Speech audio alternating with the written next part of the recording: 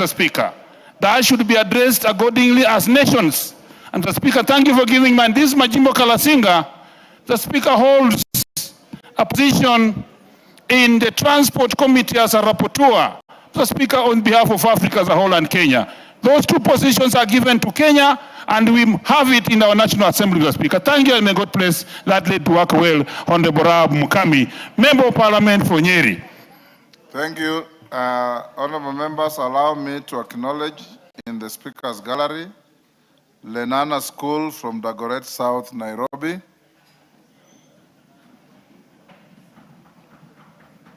And Kasarani School for the Deaf from Kasarani, Nairobi. On my behalf and on behalf of the House, we welcome the students, their teachers, and those accompanying them to the House of Parliament. KJ, 1 minute. Mr. Speaker, I must appreciate this opportunity. In the Speaker's Gallery today, we have an esteemed institution in this republic, an institution that started out in a corner of our constituency that has a great history. The name Lenana is a great name in this country. Senior Chief Lenana has a great heritage, but more so, the institution that was built under his name, known as the Duke of York, and today known as Lenana School, is a premier institution not only in our constituency, but also in the country. Mr. Speaker, progressively, Lenana School has grown not only to have a primary school by the name Lenana School Primary, but we're in the process of even bringing more institutions within the 250 acres that the school sits in, so that we get Lenana School girls, and we also get a comprehensive entity out of this great institution that speaks to their motto, which says nothing but the best. Mr. Speaker, the gentlemen you see in the gallery are the finest in our country, and I want to welcome them to the House of Parliament. As their Member of Parliament, I must say that this is a premier institution in our country, and we welcome them to observe the proceedings of the House, and they shall see what we do this House for the welfare of society and the just government of the people. I want to say, nihil praeta optimum. It means nothing but the best. It is the motto of this great institution. Thank you, Mr. Speaker. We also have, and I would ask members, if you would allow me, Mr. Speaker, to acknowledge them in a language that they understand, members from learners from Kasarani, who we welcome to observe, so that they can observe the proceedings of the House. This is a House that is very conscious of all the communities in our country, up to and including those who have special needs, and I want to welcome them to observe the proceedings of this House. Mr. Speaker, I thank you for this opportunity. Thank you. You've spoken for all of us with our special bias to Lenana. Next. Yes, Tongoyo.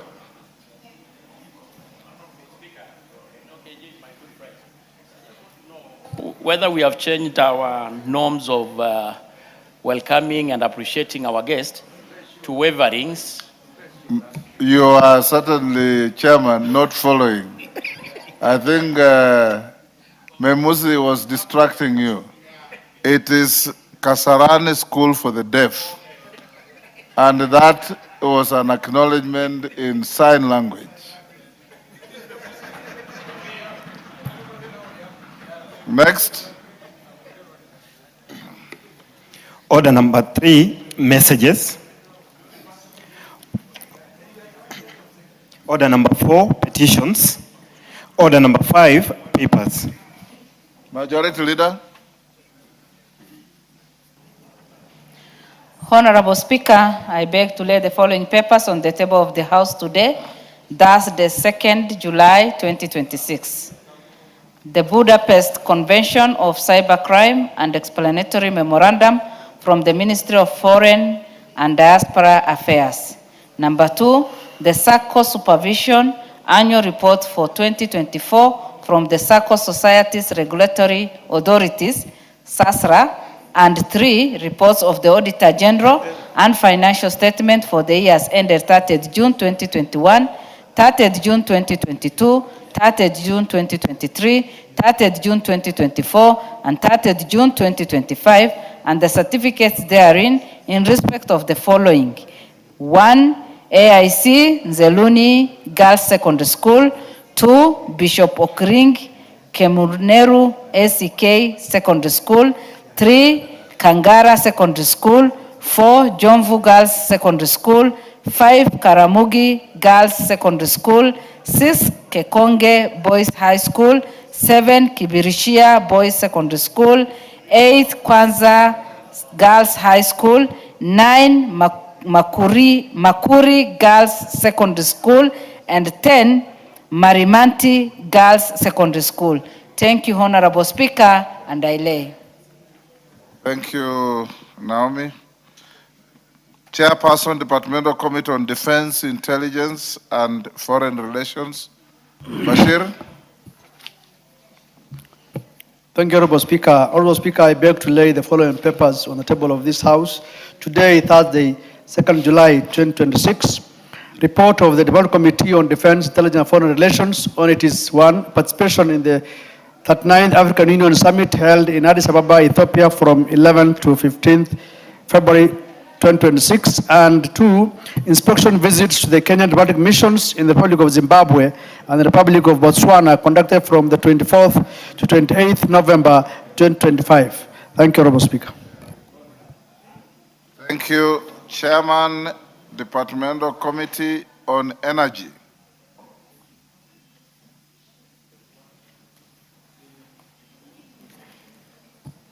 Thank you, Honorable Speaker. Honorable Speaker, I beg to lay the following papers on the table of the House today, Thursday, 2nd July 2026. The report of the Departmental Committee on Energy on its consideration of 1. Sessional paper number 4 of 2026 on the National Petroleum Policy, and 2. Sessional paper number 5 of 2026 on the National Energy Policy. Thank you, Honorable Speaker. Thank you, Chairperson. Departmental Committee on Finance and National Planning. Kimani? Who is here for him? Next order. Is Kimani around? Yes. Kimani, who is keeping you busy? He's cancelled. He's wakili. I'm representing Musa. He's cancelled. I'm his personal aide, so I was guiding him. Yeah.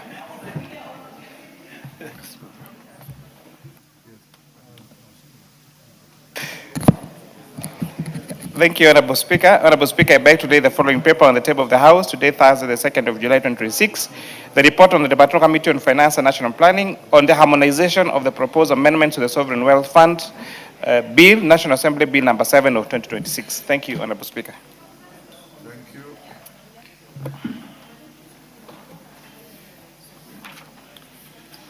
Next order. Order number 6, notices of motion. Chairperson, Departmental Committee on Defense, Intelligence, and Foreign Relations. Bashir.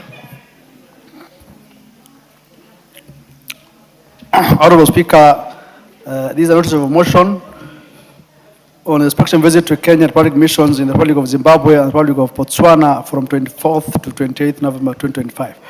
Honorable Speaker, I beg to give notice of the following motion that this House adopts the report of the Honorable Committee on Defense, Intelligence, and Foreign Relations in its inspection visit to Kenyan diplomatic missions in the Republic of Zimbabwe and the Republic of Botswana from the 24th to 28th November 2025, laid on the table of the House on Thursday, 2nd July 2026. Thank you, Honorable Speaker.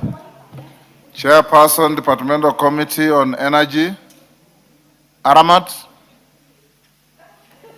Honorable Speaker, I beg to give notice of the following motion, that this House adopt the report of the Departmental Committee on Energy on its consideration of sessional paper number 4 of 2026 on National Petroleum Policy, laid on the table of this House on Thursday, 2nd July 2026, and approve sessional paper number 4 of 2026 on the National Petroleum Policy.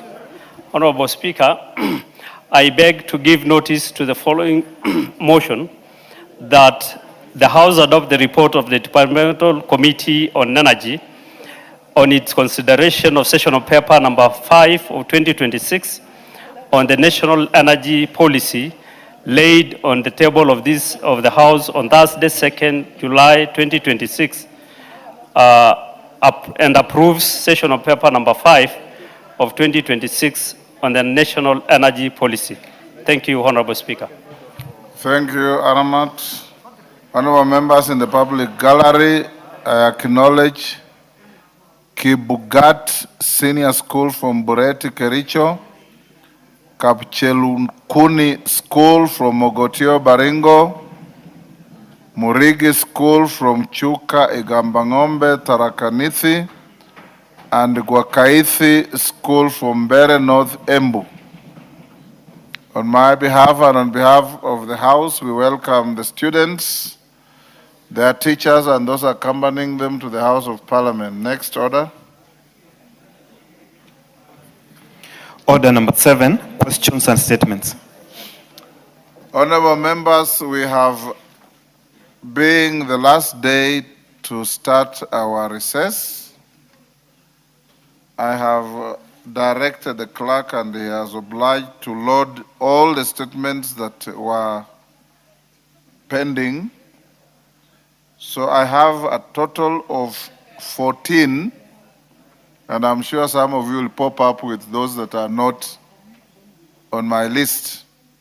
So when I give you an opportunity to present your statements, are all requests, read eloquently and quickly, so that we can be able to move faster. I have been requested by 3 members who say they have urgent matters to attend to, so let me give them priority. Women Rep Busia. Thank you, Mr. Speaker. Request for a statement on the employment and gratuity status of universal health coverage health workers. Honorable Speaker, pursuant to the provisions of Standing Order 44-2C, I rise to request for a statement from the chairperson of the Departmental Committee on Health regarding the welfare and employment and gratuity status of universal health coverage UHC health workers in the country. Honorable Speaker, approximately 7,414 frontline health workers working across the country are indispensable in supplementing the public health workforce.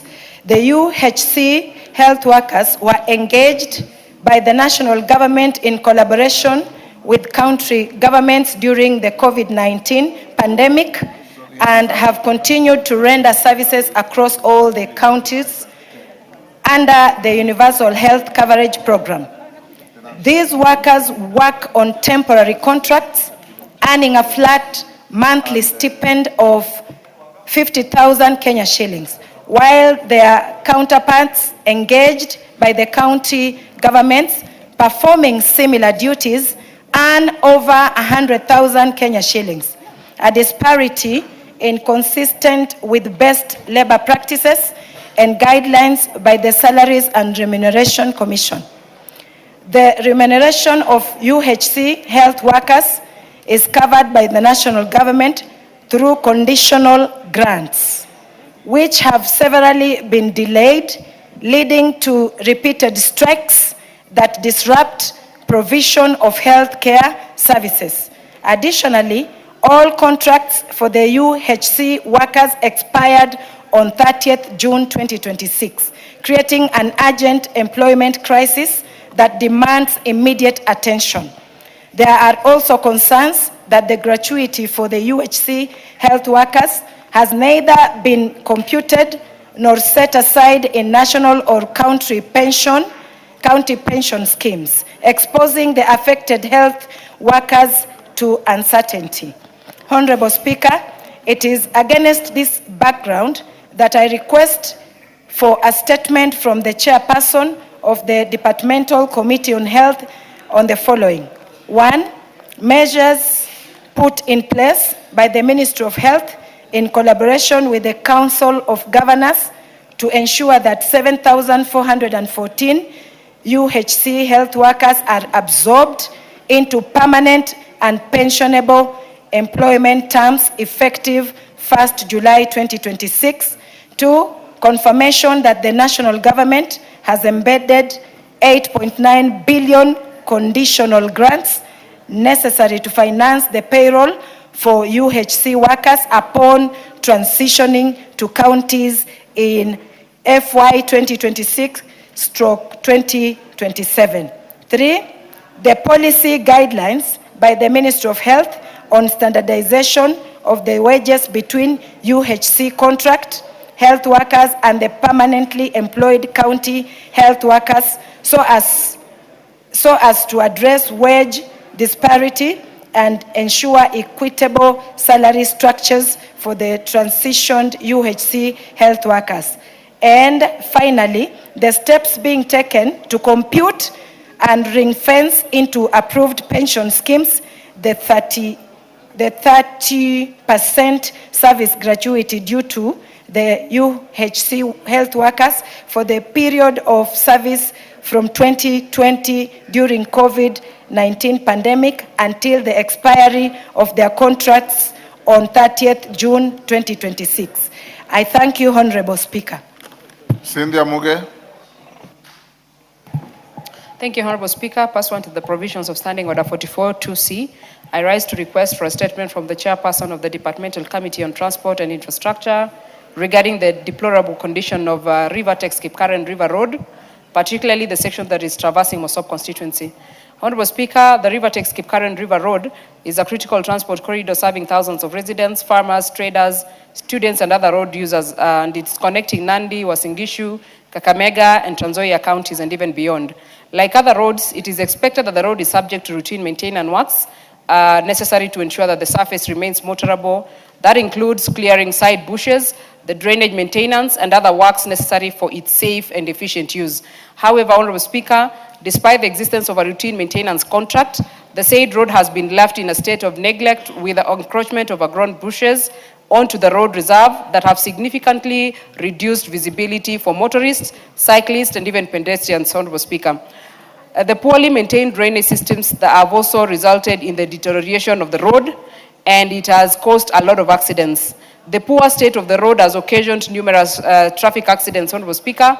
It has delayed transportation and has exposed road users to unnecessary danger and rolls. Honorable Speaker, it is against this background that I request for a statement from the chairperson of the Departmental Committee on Transport and Infrastructure on the following issues. 1, an explanation on why the River Kipkaren Road, particularly the section traversing Mosop constituency, has not been routinely maintained despite the existence of the valid maintenance contract. Number 2, Honorable Speaker, the details of the routine maintenance works contract for the road, specifying the identity of the currently assigned contractor, the contract sum and duration and the specific maintenance activities the contractor is obligated to undertake vis-a-vis the activities, if there are any, Honorable Speaker. The oversight mechanisms by the ministry to monitor the contractor's performance and the reasons for the failure to address apparent negligence of bush clearance and drainage maintenance. 4, Honorable Speaker, the immediate measures that the ministry plans to undertake to clear the overgrown bushes, restore the drainage system, and enhance road safety to prevent further accidents along the road. And lastly, the long-term measures that the ministry intends to implement so that we can guarantee proper supervision of the routine maintenance contract and also ensure that the road is maintained to the required standards. I thank you, Honorable Speaker. Member for Kapchai.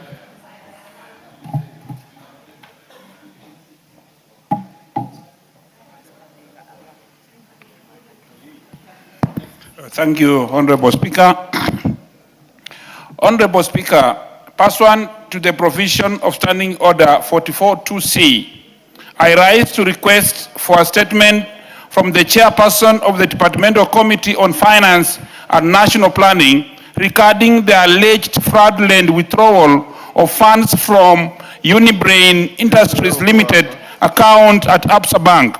Honorable Speaker, Unibrain Industries Limited is and has been at all material times the holder of an account number indicated there, maintained at Absa Bank, Bunyala branch. The account was used for the company's business operations with its director, Mr. Oscar Makoha, as the registered subscriber of the mobile number indicated there, Mr. Speaker, linked to the account for mobile banking notifications, transactions, alerts, and a one-time password OTP, Mr. Speaker.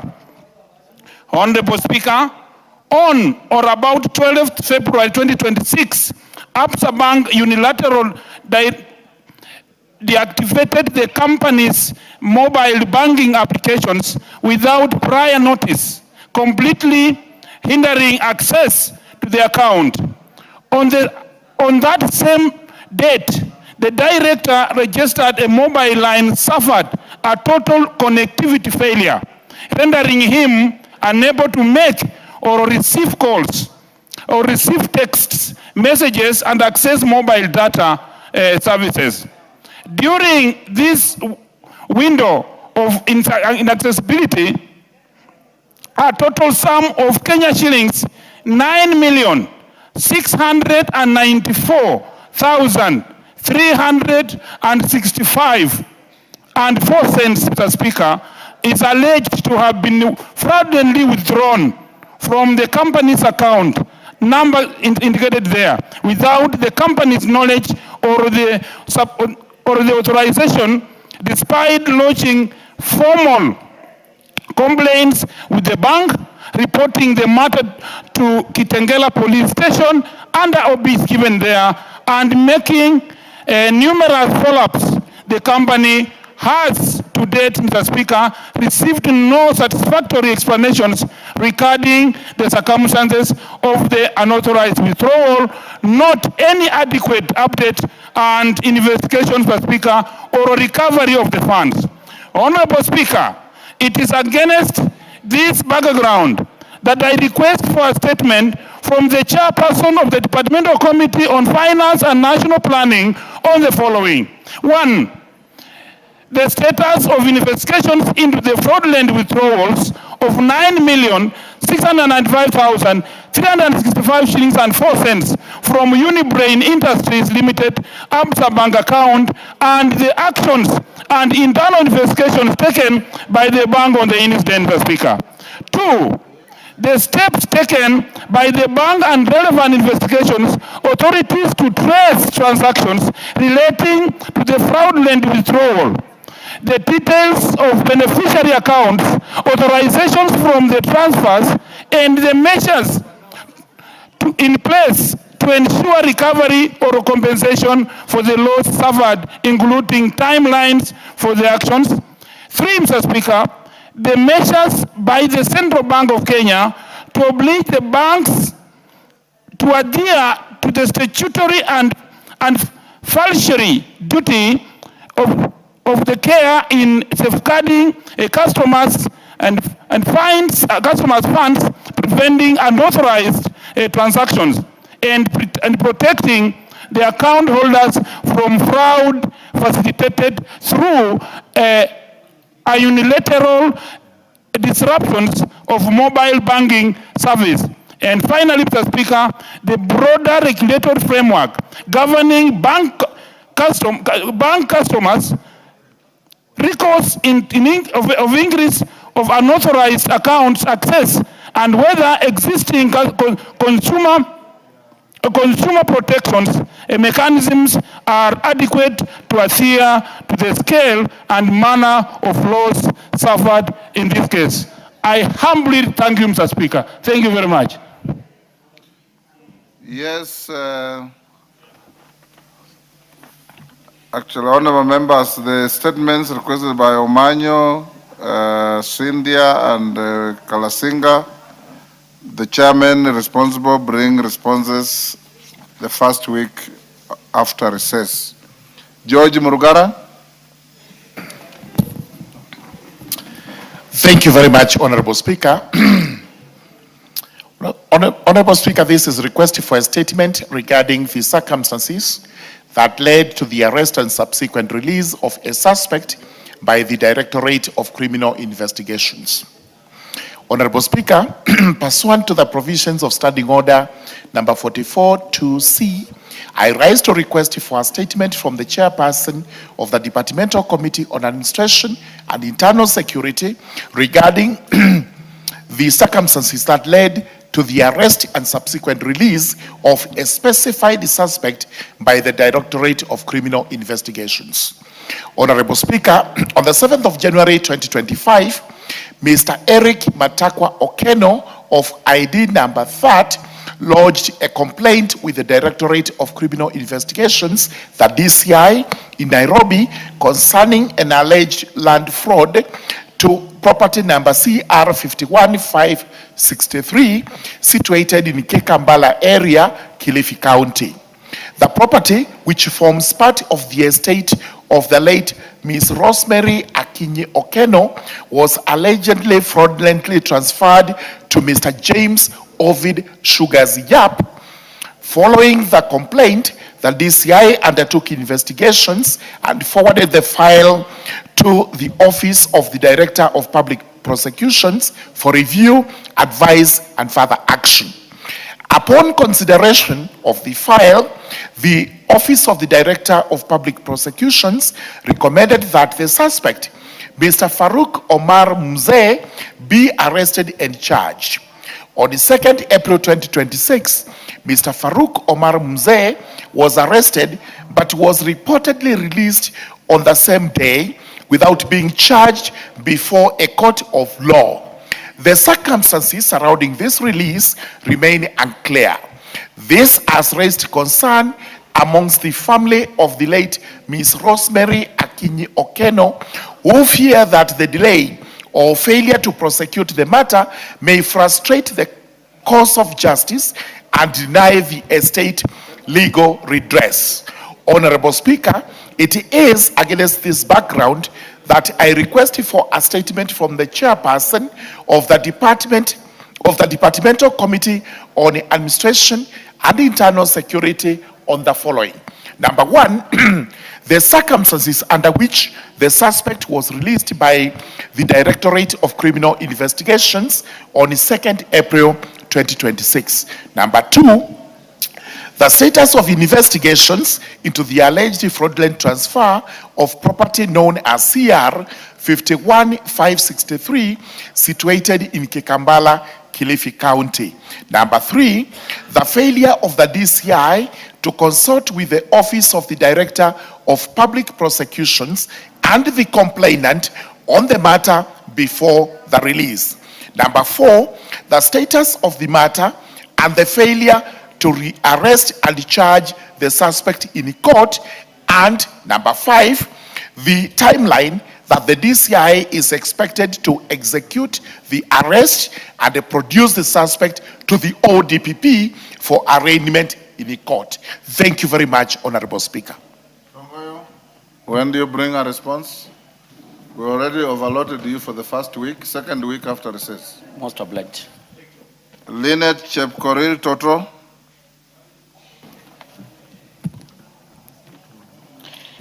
Thank you, Mr. Speaker. I want to request for a statement regarding the rising cases of Bomet vehicle theft. Honorable Speaker, pursuant to provision of Standing Order 44-2C, I rise to request for a statement from the chairperson of the Departmental Committee on Administration and Internal Security regarding the rising cases of motor vehicle theft in Bomet County. Honorable Speaker, motor vehicle theft has emerged as a serious security concern in Bomet County, causing significant financial losses and emotional distress to residents, transport operators, businesses, and vehicle owners. In the recent past, several vehicles cases, motor vehicle theft, majorly regarding Toyota Probox models have been reported across the county, including the recent theft of motor vehicle registration number KDR 855S, KAU 604Y, among others, in Bomet Town in June 2026. These incidents have heightened fear among residents and raised concerns regarding the effectiveness of measures put in place to prevent vehicle theft and facilitate the recovery of stolen vehicles.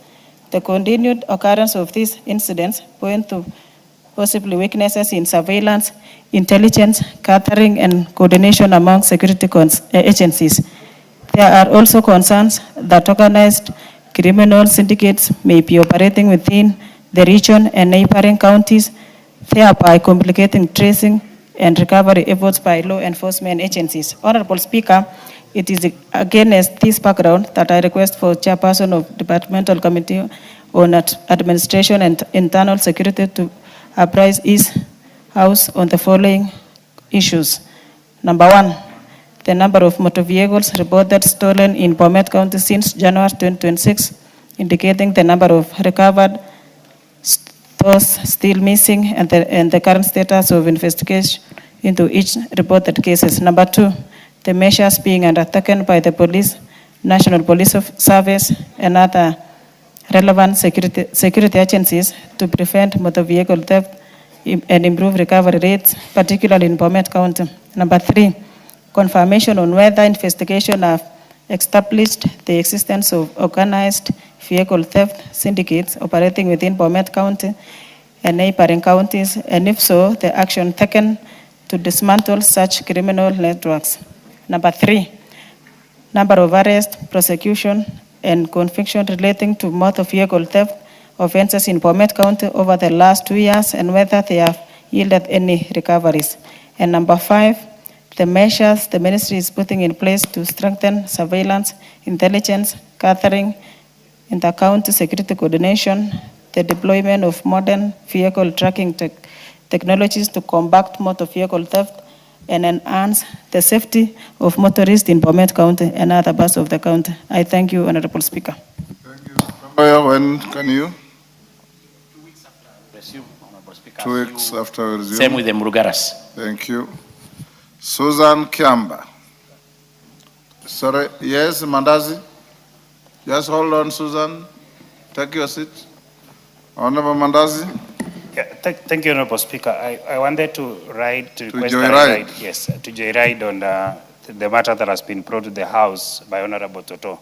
And truly, Honorable Speaker, the issue of car theft in Bomet County has become rampant, and we'll call upon all the security agencies and the investigative agencies to take action, because people are losing cars worth several amounts of money. Having said so, Honorable Speaker, but permit me to send a message of condolences. In Bomet villages or Bomet town? Bomet town and villages around Bomet. I mean Sotik, Kaplong, Mulot. Several car theft issues have been witnessed for the past 3 or 4 years. And that is why we call upon the security agencies and anyone that is concerned to take action, do investigation, and anyone who has been caught doing that, Honorable Speaker, should be taken to court and be jailed. Having said so, Honorable Speaker, additionally, permit me to send my message of condolences. Waking up to this morning, Honorable Speaker, members of Chepalungu constituency, and specifically Kimatisio village, lost 3 young ones to a fire incident. This is a case, Honorable Speaker, that occurred during the night, and the children were sleeping in one separate room, and the parents were sleeping in another separate room. This, Honorable Speaker, calls for action, and investigation has to be done. And upon the completion of this investigation, Honorable Speaker, our parents should be called upon that they be responsible, that we be responsible parents, Honorable Speaker, and we should not leave young ones sleeping alone in their rooms, Honorable Speaker. And even while we take our children to church, while we take our children to swimming pool, this is a call that each and every parent should be able to take parenthood as a very serious matter, Honorable Speaker. Honorable Speaker, I want to condole with the family of Boniface from Kimatisho village and all the people of Chepalugo constituency. I condole with you due to the loss of these 3 young ones. Honorable Speaker, it's a 7-year-old boy and a set of twins, a girl and a boy, 6 years old. All the 3 were schooling in St. Mary's, day and boarding. I also send message of condolences to the school of St. Mary's Day and Boarding, that is in Bomet County, Chapalugo constituency. Permit me, Honorable Speaker, to condole with the family. Thank you. Thank you. Susan Kiamba, proceed. Thank you, Honorable Speaker. I wish to request for a statement regarding the dismissal of pregnant police recruits from Kiganjo Police Station, College.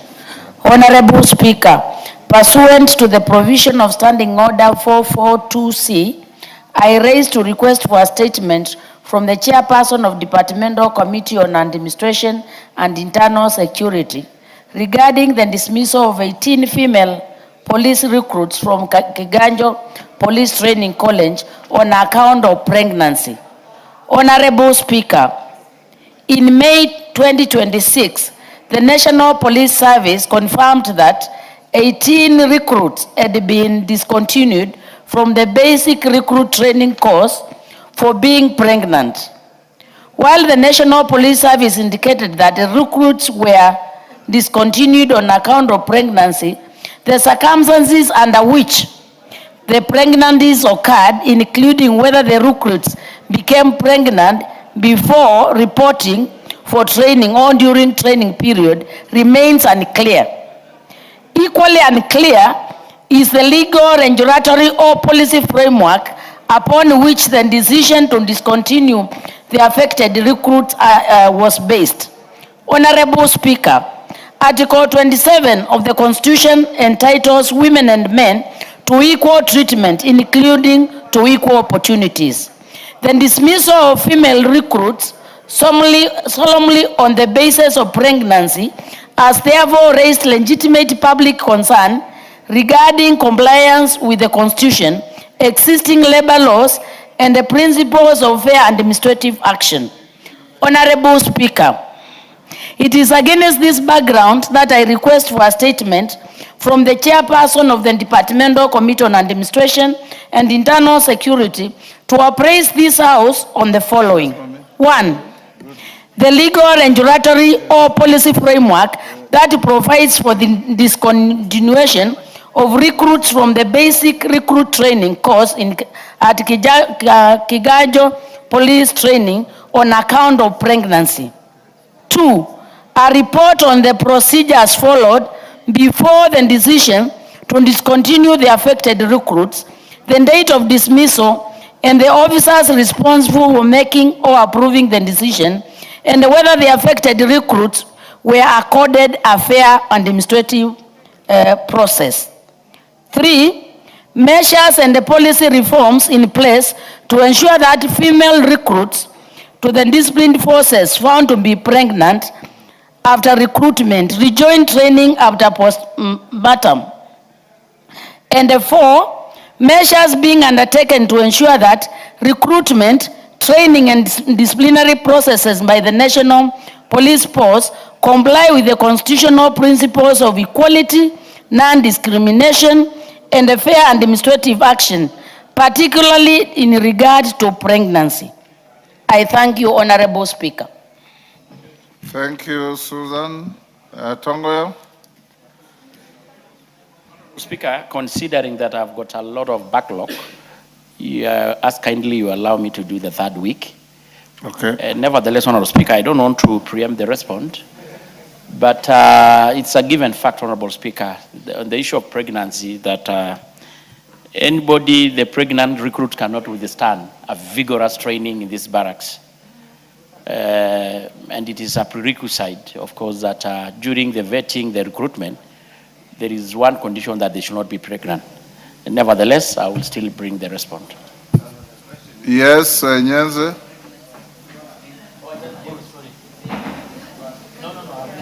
Thank you, Mr. Speaker. I want to ride on this.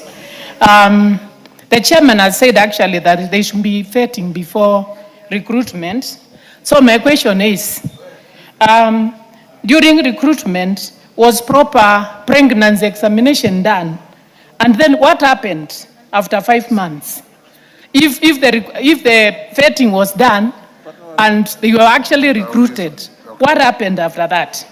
Was DNA done? And who was responsible? So, Mr. Speaker, there should be a mechanism also of reinstating these girls back to college, because maybe it was not a problem of their own making. Thank you. Tongoyo, umesikia hiyo? Yes. Say that, I don't want to preempt. Dr. Pukose, let's hear Dr. Okay. Pukose first. Honorable Speaker, I don't want to preempt what the chair would say, but I thought it would be premature to ask unless we get the report, and then we can be able to discuss. Because normally during recruitment, all the female candidates normally undergo pregnancy test. And even when they report in the college, they also undergo pregnancy test. So another one.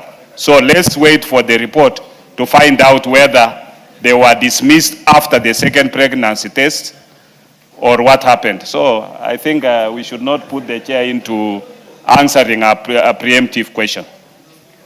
Yes, Julius Olesunguli. You are a former police minister. Yeah, that's why I'm surprised, Mr. Speaker, that I hope the honorable members then understand that the police and the army are called disciplined forces. And usually it is taken that pregnancy is an act of indiscipline. So, Mr. Speaker, I think the only question that that remains is to answer. Yes, Roida. I was on a point of. Hold on, Julius. I might finish and then she can speak, Mr. Speaker, if you don't mind. Okay, you finish. Then Niko kwa hoja ya nidhamu. Niko kwa hoja ya nidhamu. Let me finish and then she can. Mama Roida, ngoja amalize ndio umshambulie. The issue, Mr. Speaker. Julius, take your seat. No. Julius, take your seat. Yes, Mama Roida. Je, mbunge mwenzangu anasema Your mic is not working. Kupata.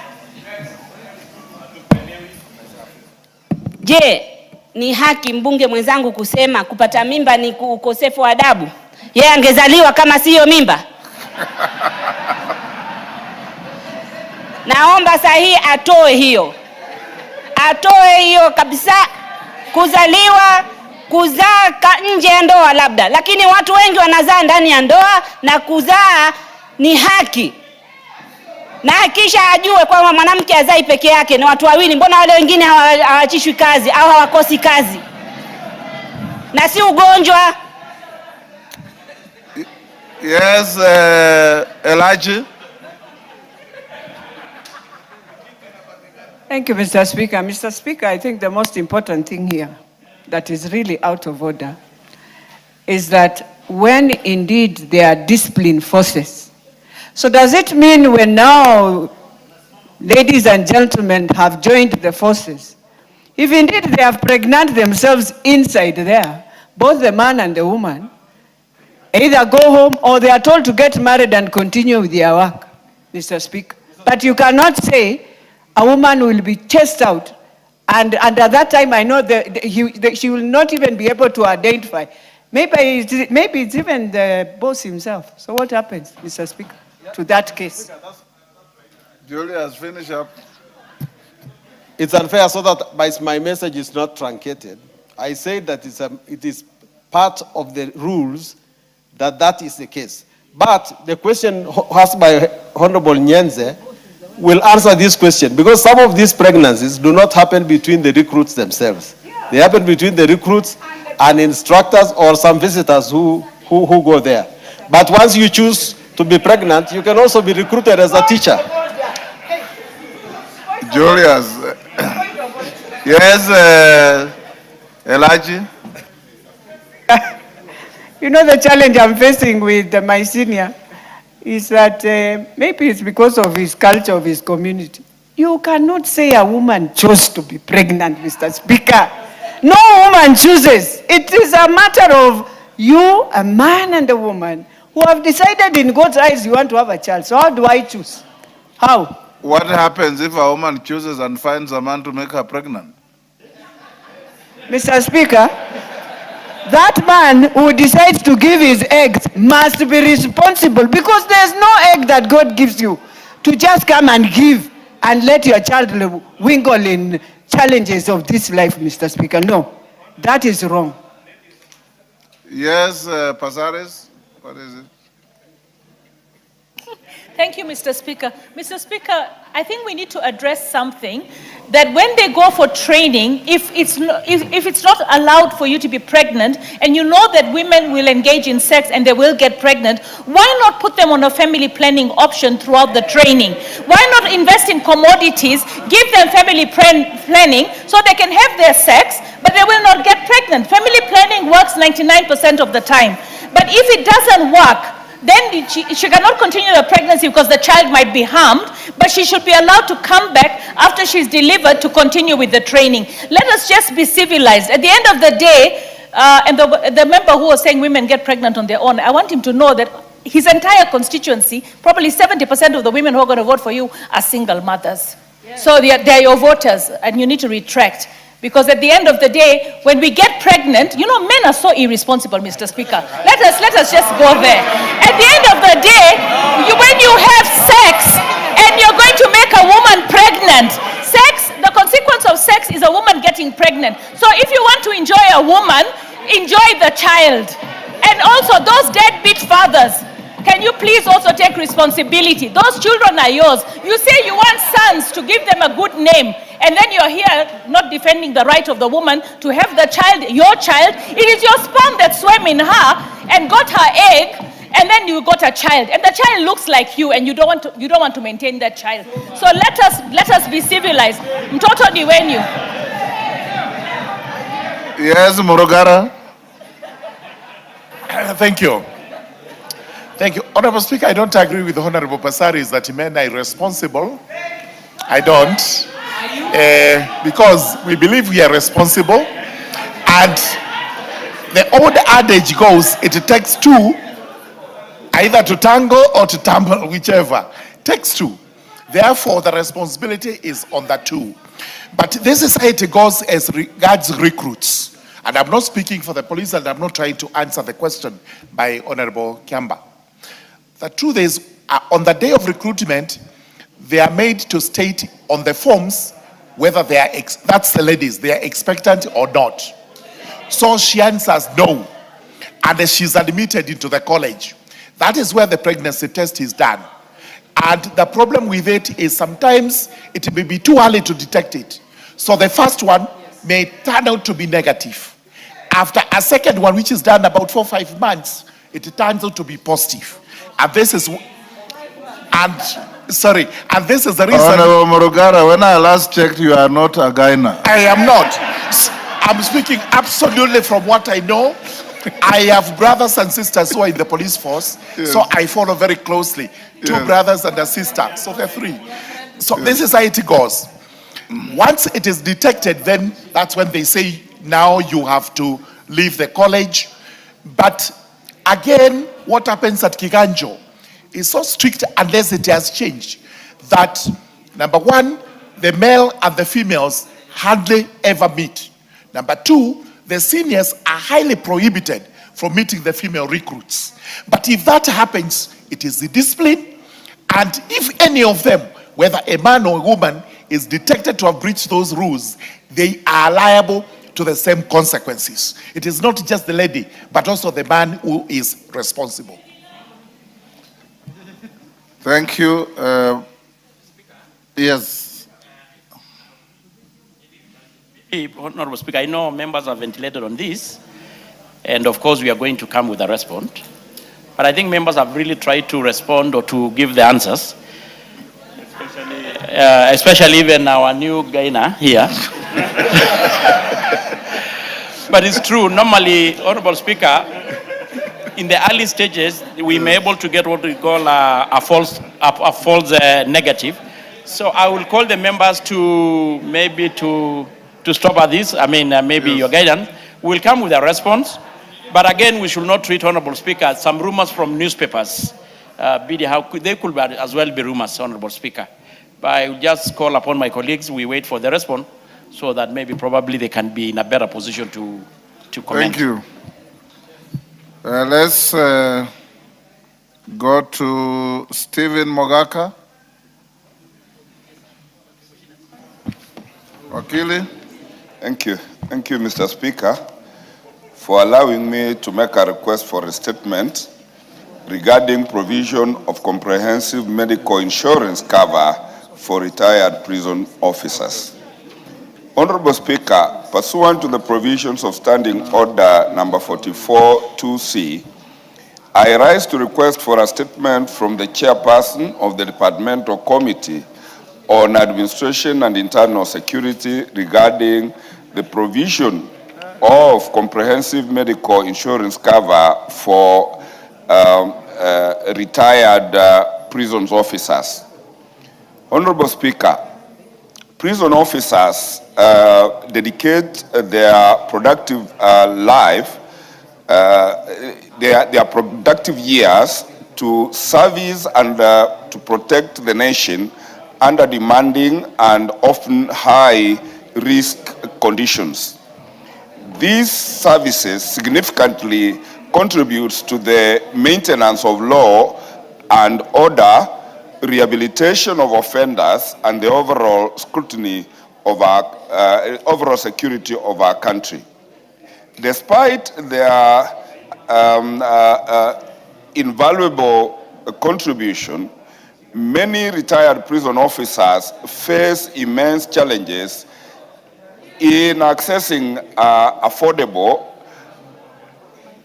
and quality health care upon retirement. Currently, Mr. Speaker, retired prison officers are excluded from comprehensive medical insurance scheme. As a result, many of them, together with their dependents, struggle to access essential health care services, thereby exposing them to financial hardship and compromising their dignity as well as well-being.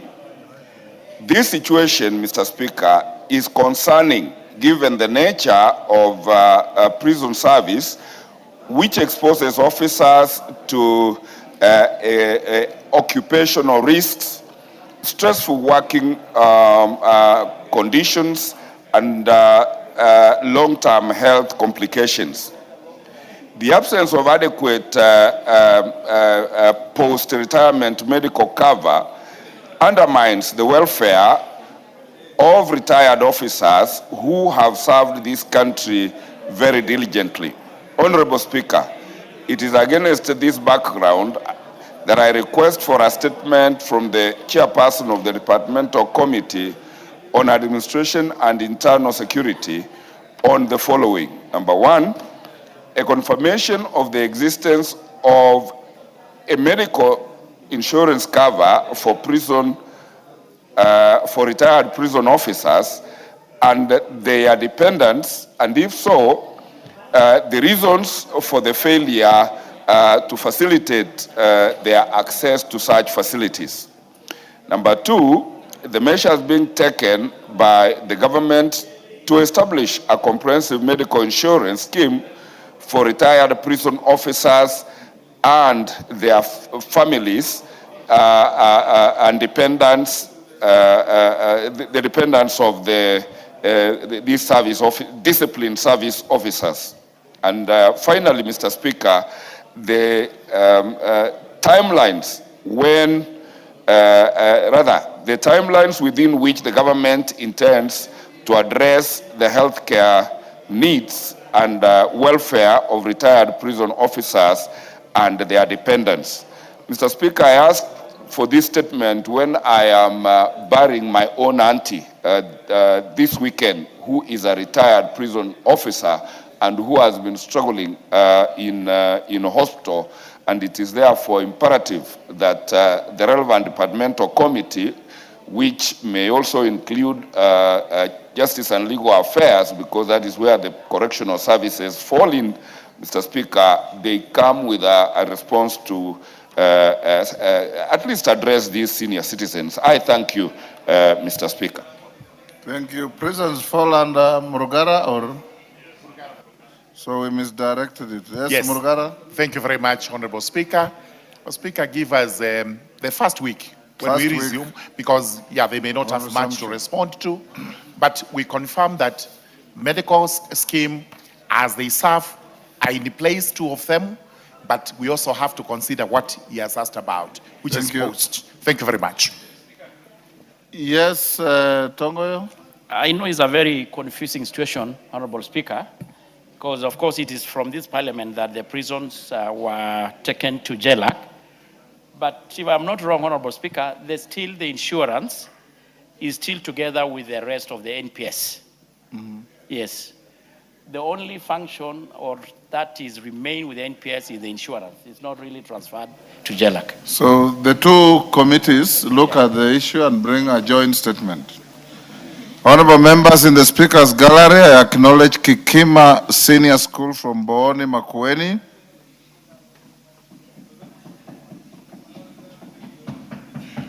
Mary Immaculate School from Kiambu Town, Kiambu.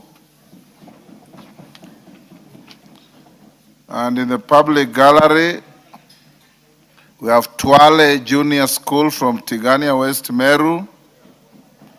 And St. Peter's Mumias School from Mumias West, Kakamega.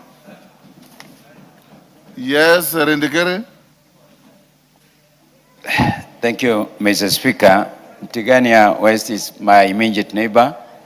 I would like to take this opportunity to welcome all the students who are visiting Parliament today and to let you know that this is where all elected members of Parliament sit to make laws in this country. We are so excited to have you here, courtesy of our Speaker. The Speaker is like the principal that you have in school. We all obey him. And I want to take this opportunity to tell you, please obey your teachers, obey your principals, obey your parents, because they are modeling you to become good citizens of this country. You are sitting there as a potential engineer, as a potential doctor, a potential member of parliament, and a potential strong speaker. So we want to take this opportunity to tell you, please, just make the observation, and what you see here, go and practice this out there. We expect to see you in the future in this parliament. Thank you, Mr. Speaker. Mengit. Mengit. Thank you, Honorable Speaker. I want to make a request for statement regarding the impact of failed rains on crop production and food security in the North Rift region. Honorable Speaker, pursuant to the provisions of Standing Order 44.2c, I rise to request for a statement from the chairperson of the Departmental Committee on Agriculture and Livestock regarding the impact of the prolonged dry spell on crop production and food security in the North Rift region. Honorable Speaker, the North Rift region comprising, among others, Nandi, Uasin Gishu, Trans Nzoia, Elgeyo Marakwet counties contribute significantly to the country's food crop production.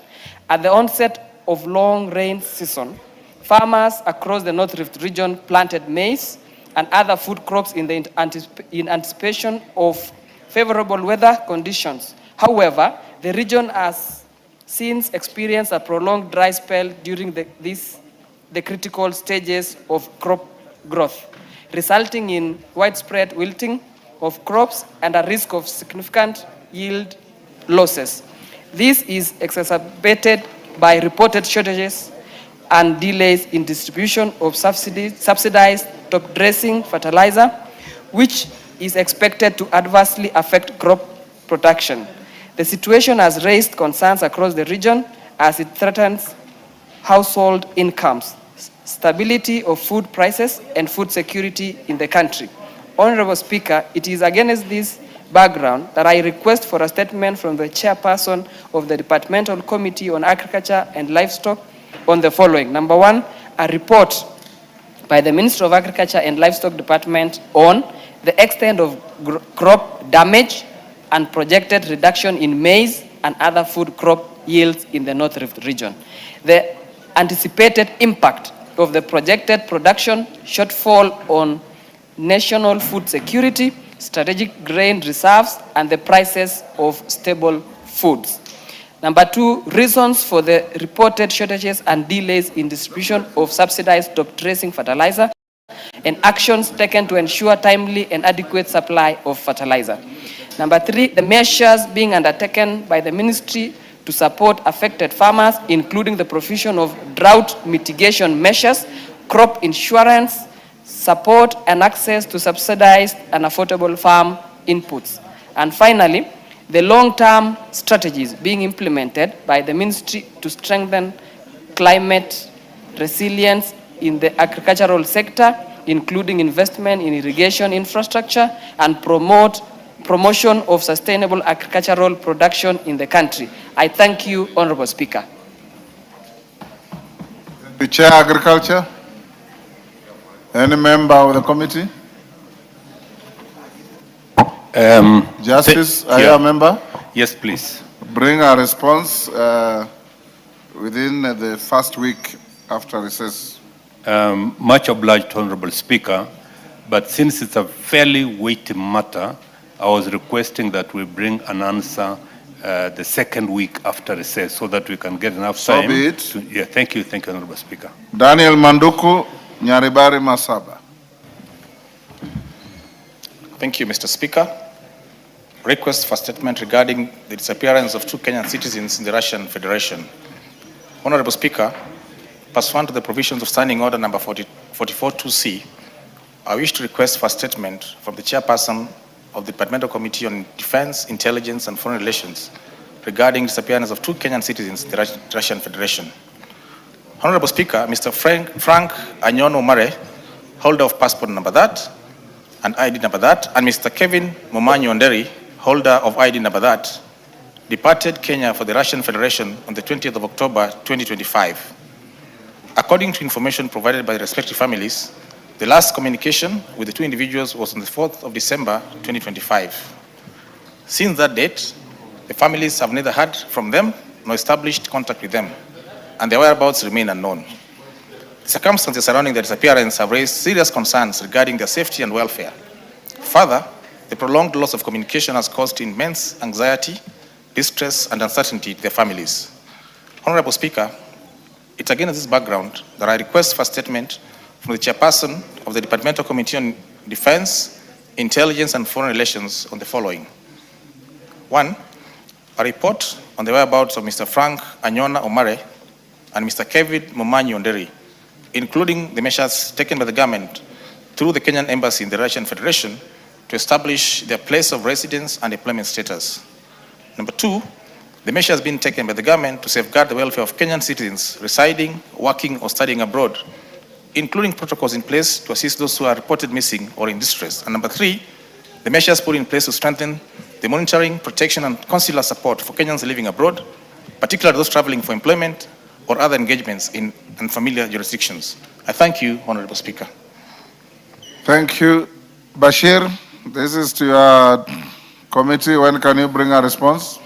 Honorable Speaker, we'll be able to bring a response within the first 2 weeks upon reception from recess. Thank you. Tungule Kazungu. Honorable Tungule Kazungu. Question, statement dropped. Edith Nyenze, Kitui West. Thank you, Mr. Speaker. I would like to request for a statement regarding delayed repair and maintenance of electricity transformers in Kitui West constituency. Honorable Speaker, first word to the provisions of Standing Order number 44-2C, I wish to request for a statement from the chairperson of Departmental Committee on Energy regarding delayed repair and maintenance of electricity transformers in Kitui West constituency. Honorable Speaker, residents of Kitui West constituency, particularly those in Nyuani community, Kadhuma, Zemeli, Kwamboya, Mutonga, Kabo, Kilimo, Nguni, Kataa, Evuliamu, Komu, Kwa Nyingi, Ilakomotuta and Sangala Primary School have endured prolonged power outages for several months following the breakdown of electricity transformers serving them. In addition, the prolonged delay in repair and maintenance of the faulty transformers has resulted in socio-economic challenges. For instance, learning institutions are unable to effectively utilize digital learning facilities, thereby compromising the quality of education. Health facilities are unable to operate essential medical equipment, preserve vaccines and medicines, or provide adequate lighting for the delivery of health care services. Despite numerous reports made to the Kenya Power and Lighting Company regional office in Kitui Town, no meaningful action has taken place to repair or replace the affected transformers.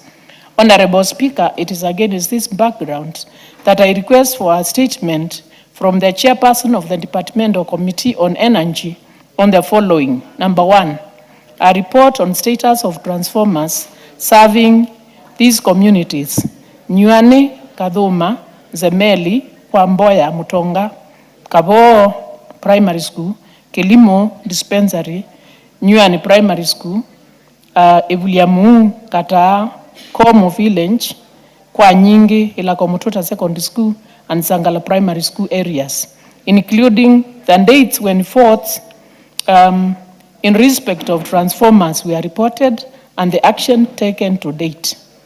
Number two, the timelines within which the 40 transformers will be repaired or replaced to ensure electricity supply in those areas.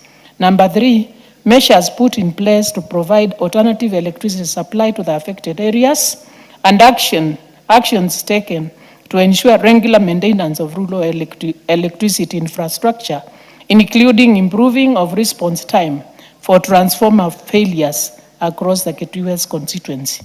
I thank you, Honorable Speaker.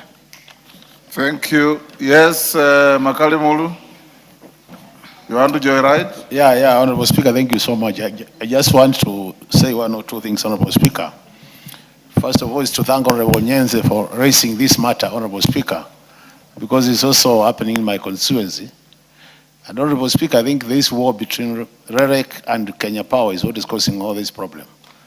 We have transformers which are installed by REREC, and when you call the Kenya Power people to come and connect people to power, they say they are not aware of those transformers, that they have not captured them in their system.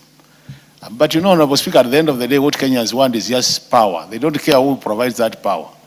I think even as this answer has been provided, Honorable Speaker, it would be important for the committee concerned to have both Kenya Power and RELEC to confirm that they are working as a team. Thank you, Honorable Speaker.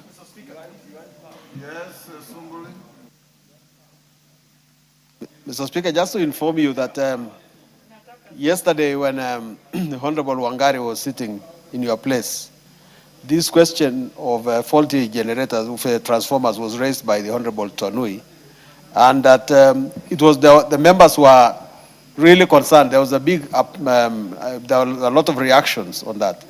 And I think that this requires a very, very comprehensive answer, including asking the minister himself to come to the House. Thank you. Yes, Julius. Thank you, Mr. Speaker. Actually, as the way put by members, we really face a lot of challenge as a country on the aspect of delivery of power connectivity. The other big question that need to be answered, or who should be procuring the meters between REREC and Kenya Power, because the biggest challenge and problem we have now is not only construction of poles and wires. It is the actual putting of power to the households for the purpose of finishing up the process for value for money. So if a minister would be called upon here, the biggest question ought to be answered now is availability of meters. There have been a question of who is to procure, and it has derailed. Now we have projects which have been constructed. It is not completed because there is absence of meters in the country completely. Thank you. Yes, Thank you, Mr. Speaker. Mr. Speaker, what we need to do is the minister the CS should be asked. REREC builds electricity in the rural area. After doing the infrastructure, Kenya Power is supposed to take over and ensure there is maintenance, there is connection, and everyone has electricity. But what is happening, Mr. Speaker, today the fight between REREC and Kenya Power is beyond the consumer. And you find many a times and even when you see the quotations, if you go to Kenya Power and ask for a quotation that you need electricity, the amount they charge you is so high that you find a client who was going to pay them even per month 3 million cannot even connect, Mr. Speaker. So we have to first deal with what is the challenge between the two institutions and what is this power fight that they have. Then now we go to how we assist Kenyans in getting light, Mr. Speaker. Thank you, Honorable Speaker. I would also want to join my colleagues. There is a big problem with REREC and there is lack of clarity in explanation. A situation whereby, Honorable Speaker, there was 10 million which was in the last financial year that electricity was to be supplied in specific points in Karachuonyo constituency, and particularly the markets where I represent the women in empowerment. And remember, in the rural areas, Honorable Speaker, the women concentrate on the late hours, whereby some of the market operations, they have to sell their goods mostly from 4 going onwards. There is this problem of matching fund. I've visited the PS office, and the question is, they're not giving me adequate solution. Officers had been sent on the ground, Honorable Speaker, designs have been done, and I'd even told them and advised, I don't even need this matching fund. I only want them to sample out what is enough or adequate for 10 million. Kibiri Ward, Kandiege Market, and other markets, the fund is there. They are still talking of, I wait for matching fund. Honorable Speaker, I don't need matching fund.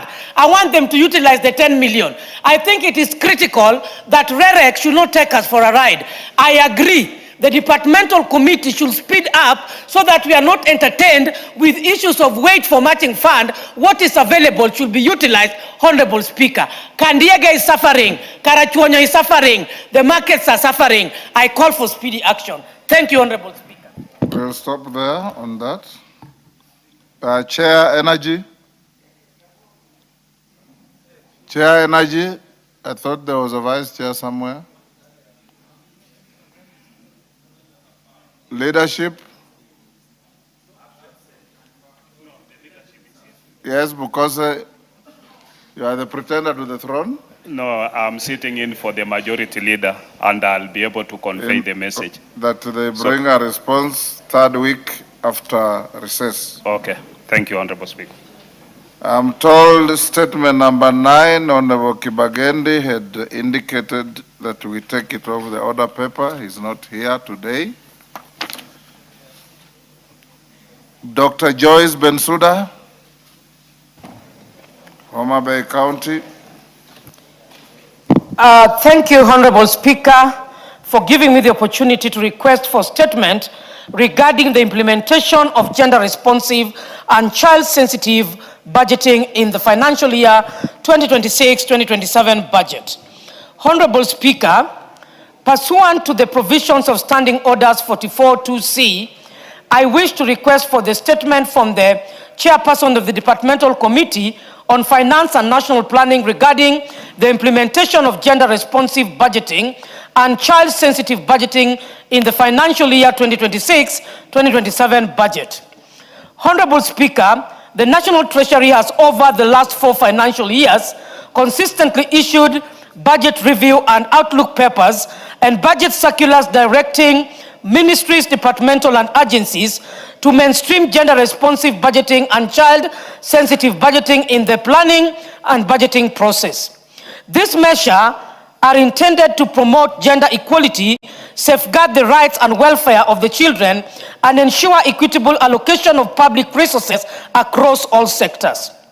Despite these policy commitments, concerns have persisted regarding the extent to which this policy commitment the extent to which these budgeting approaches have been integrated into the current budget, as well as the continued delay in developing and operationalizing the implementation, monitoring, and reporting guidance necessary to support their effective execution. Honorable Speaker, it is against this backdrop that I request for a statement from the chairperson of the Departmental Committee on Finance and National Planning on the following.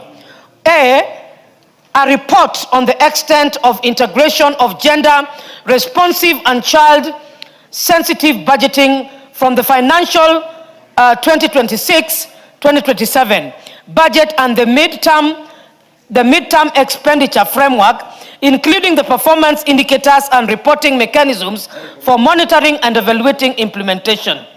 2, reasons for the delayed formulation and operationalization of the guidelines intended to facilitate the implementation, monitoring, and reporting of gender-responsive and child-sensitive budget despite repeated commitments in National Treasury budget, circular over the past 4 years, and indicate the timeline for their completion and rollout. And finally, indication on whether the financial year of 2026-2027 budget contains specific allocation for the implementation of the recommendation of the Technical Working Group report on gender-based violence, and if so, the detail of the allocation, the implementing agencies, and the programs to be funded, and the expected outcomes. Thank you, Honorable Speaker. Thank you, Bensouda. Finance and National Planning. Kimani, when can you bring a response? First week? So, Honorable Speaker, I'm thinking of the magnitude of the kind of report that Dr. Bensouda is asking for. We will need like 2 months to bring such a report. You're talking about analysis of the whole budget of the Republic of Kenya and to find out how that budget is responsive to needs of children and gender. That is a very, very detailed report, Honorable Speaker. So I'll give Maybe you 1 month. It's not 2 months. including recess, so you bring third week. Excluding one month, excluding recess. No, bring in the third week after recess. Thank you. Yes, David Ocheng. Mr. Speaker, I just wanted to add my voice onto that particular request. Yes. And request my friend, the chair of Finance Committee, that this isn't an academic question. It is the question. It is the question. And even if you take 3 months, take 3, but give us a report on how our budget responds to what she's asked for. Gender, minorities, PWD, children. It is what's required by our constitution. And equity and all these things. Mr. Speaker, this would really help because I'm working on a bill to mainstream that, and I would want to use the report of that bill, or the report of that committee, to help and meet my report. Thank you so much. Thank you. We'll do that. Honorable members, we have, yes, Oundo. Speaker, I'm just wondering, in view of the matter, this is a matter regarding budget review, and I thought the budget review goes to Budget and Appropriation Committee. I'm not so sure how the Finance and National Planning comes into it. And then also to add what my neighbor, Honorable David Ocheng, has stated, could we as well even expand the question to ensure that the budget's unpacked to find out those programs in terms of regional representation, probably to the lowest level of representation, be it the county or the constituency, so that we need to know to what extent does the budget speak for Kenyans, and what extent does it go to all the parts of this country? Thank you, Honorable Speaker. You know, it's very strange, the questions you honorable members are asking. You are the ones who passed the budget here. So you can't pass a budget a month ago and come and say you want to know to what extent the budget speaks to Kenyans. I don't understand that, but it's up to the chairman. Kimani, you will liaise with your budget colleague if you need additional information and bring Honorable members, in the public gallery, we have Emmanuel School from Naivasha, Nakuru. Students, when you are mentioned, you stand up to be acknowledged. Then we have Muserechi Comprehensive School from Eldama Ravine, Baringo, in the public gallery. Then in Speaker's Gallery, we have Kenyatta Secondary School from Nakuru West, Nakuru. And also in the Speaker's Gallery, I wish to introduce to the House a delegation of student leaders from the United States University Africa, United States International University Africa, and members of the Young Diplomats Forum, YDF, who are seated in the Speaker's Gallery. The delegation is visiting the National Assembly as a part of a mentorship program aimed at providing practical exposure to the legislative process, parliamentary governance, parliamentary diplomacy, and the work of the National Assembly, while fostering a deeper appreciation of civic responsibility and public leadership. On my behalf and on behalf of the House, we welcome all our visitors this afternoon to the House of Parliament. Next, Dr. Irene Kasalu. Hold on, Irene. Yes, Musa Sirma?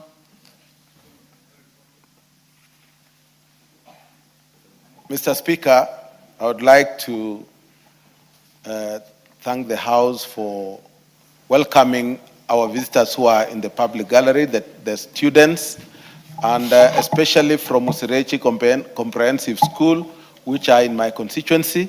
On behalf of the House, I would like to welcome them to Parliament and think about being here in future or become whatever you want to be in your life. But all in all, we are happy that you have visited Parliament. Thank you. Irene Kasalu, Kitui County. Thank you, Mr. Speaker. I rise to request for statement regarding the escalating cases of elephants invasions in Kitui County. Honorable Speaker, pursuant to the provisions of Standing Order 44-2C, I wish to request for statement from the chairperson of the Departmental Committee on Tourism and Wildlife regarding the escalating cases of elephants invasion in parts of Kitui County. Honorable Speaker, the residents of Makuka, Ilamba, Engamba, Kitumwe, and Gali sublocations in Kitui County have for the last 5 years endured frequent invasions by elephants straying from Savo East National Park and Kora Game Reserve into villages and farmlands. The situation has become increasingly dire, posing a serious threat to the livelihoods and safety of the affected communities. The recurring invasions have also resulted in the destruction of crops that are the main source of food and income for the local households. The elephants have also damaged homes and other properties, forcing residents to spend sleepless nights guarding their farms and living in constant fear of attacks. Honorable Speaker, the situation turned tragic last month when a stray elephant killed a lady, Ms. Kavita Maivia, in Kasala area. This unfortunate incident has heightened anxiety among residents who now fear for their lives. Despite numerous reports to the relevant authorities over the years, the response has largely been reactive and inadequate, leaving affected communities vulnerable to continuous loss of life, destruction of property, poor food security, and economic hardship.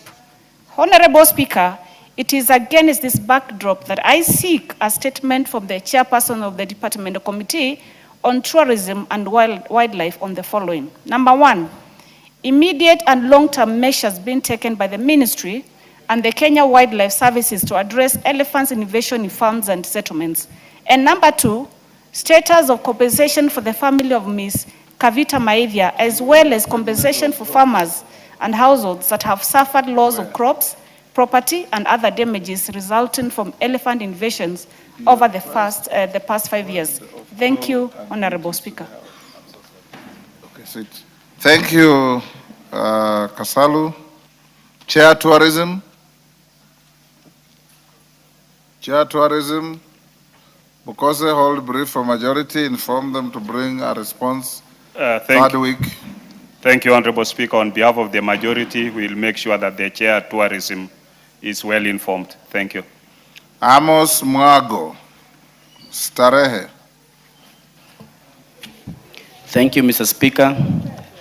A request for a statement regarding the implementation of the instant fine system. Honorable Speaker, pursuant to the provisions of Standing Order 44.2c, I wish to request for a statement from the chairperson of the Departmental Committee on Transport and Infrastructure regarding implementation of the instant fines system by the National Transport Safety Authority, NTSA. Honorable Speaker, NTSA recently commenced the implementation of an automated instant fine system that utilizes surveillance cameras to detect traffic offenses and issue instant fines to motorists for minor traffic violations. The system is intended to enhance compliance with traffic laws, promote road safety, and reduce road traffic accidents by enabling the swift enforcement of traffic regulations without necessarily subjecting offenders to lengthy court processes. However, the implementation of the system has generated considerable public concern regarding the adequacy of public sensitization, the presence and visibility of speed limit signage, the fairness of the enforcement process, and the mechanisms available for motorists to challenge fines issued through the automated system. Honorable Speaker, it is again in this background that I request for a statement from the chairperson of the Departmental Committee on Transport and Infrastructure on the following. 1. Evidence that clear and visible speed limits and other traffic signages have been placed in all road sections covered under instant fine systems, and motorists are adequately sensitized on the operationalization of the system. 2. The plans put in place to ensure other road sections across the country are under the automated instant fine system. And 3. System safeguards put in place to guarantee accuracy and integrity of the instant fine system. I thank you, Honorable Speaker.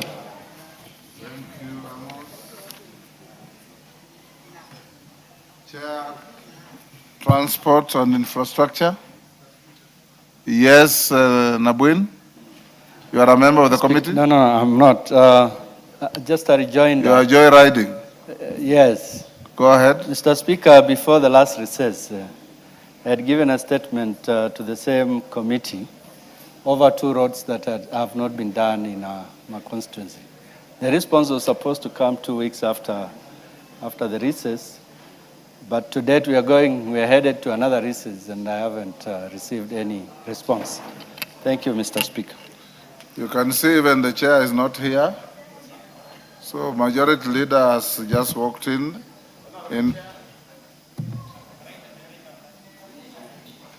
I'm a committee.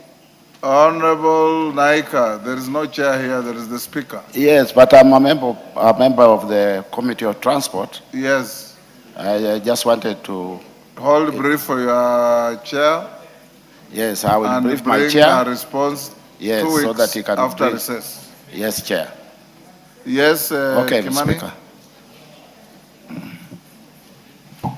So, Honorable Speaker, I would also like to joyride on this particular matter. Honorable Speaker, this issue of fines, instant fines on these motor vehicles, I think it also needs to be rethought on who the fine is to. An example, Honorable Speaker, is if I have 10 vehicles, for example, that I use as Uber vehicles, and the drivers who drive those cars drive them dangerously, and now they are fined, but then that fine ends up being on the logbook of those particular vehicles, and so it does not deter the behavior of the driver. So perhaps the thinking should be the fines on the driving license of that driver rather than on the logbook. Honorable Speaker, another complication would be those loans, those vehicles that are unknown.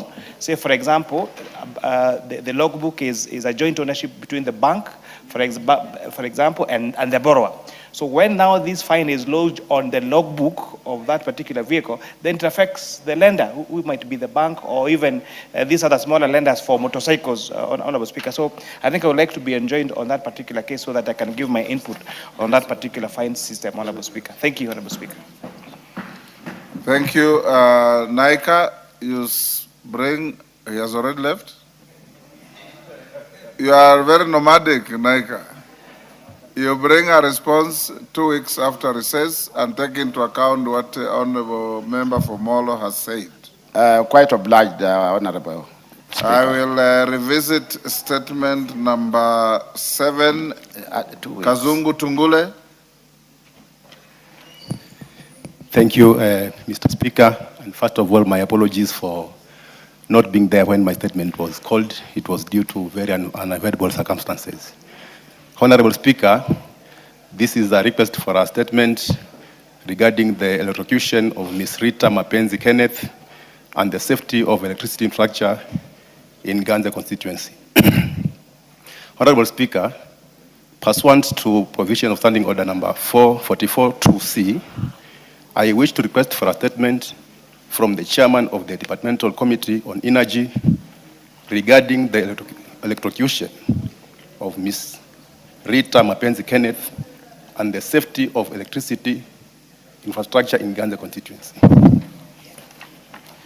Honorable Speaker, on 23rd of May 2026, Ms. Rita Mapenzi Kenneth, a 13-year-old grade 7 pupil at Ganze Primary School, sustained severe injuries after stepping on a live electric wire that was lying on the ground following the collapse of electricity poles while walking home from school. The victim, who was walking home from school, suffered extensive burns, resulting in the amputation of both legs and one arm at Kilifi, and is admitted at Kilifi County Referral Hospital. The matter was reported to Ganze Police Station under OB number 07-23-526 and to the Kenya Power and Lighting Company KPLC offices in Kilifi. However, KPLC has not engaged the family or provided any assistance, leaving them to shoulder the medical expenses and related costs alone. The incident has also raised concerns over the safety of electricity infrastructure in Ganze constituency, where fallen poles, low-lying and exposed live wires continue to pose a serious risk to the residents. Honorable Speaker, it is against this background that I request for a statement from the chairperson of the Departmental Committee on Energy on the following. Number 1, a report on the incidences of electrocution of Ms. Rita Mapenzi Kenneth and the findings of investigations, if any, conducted by KPLC into the incident, and the action taken against officers found to have been negligent.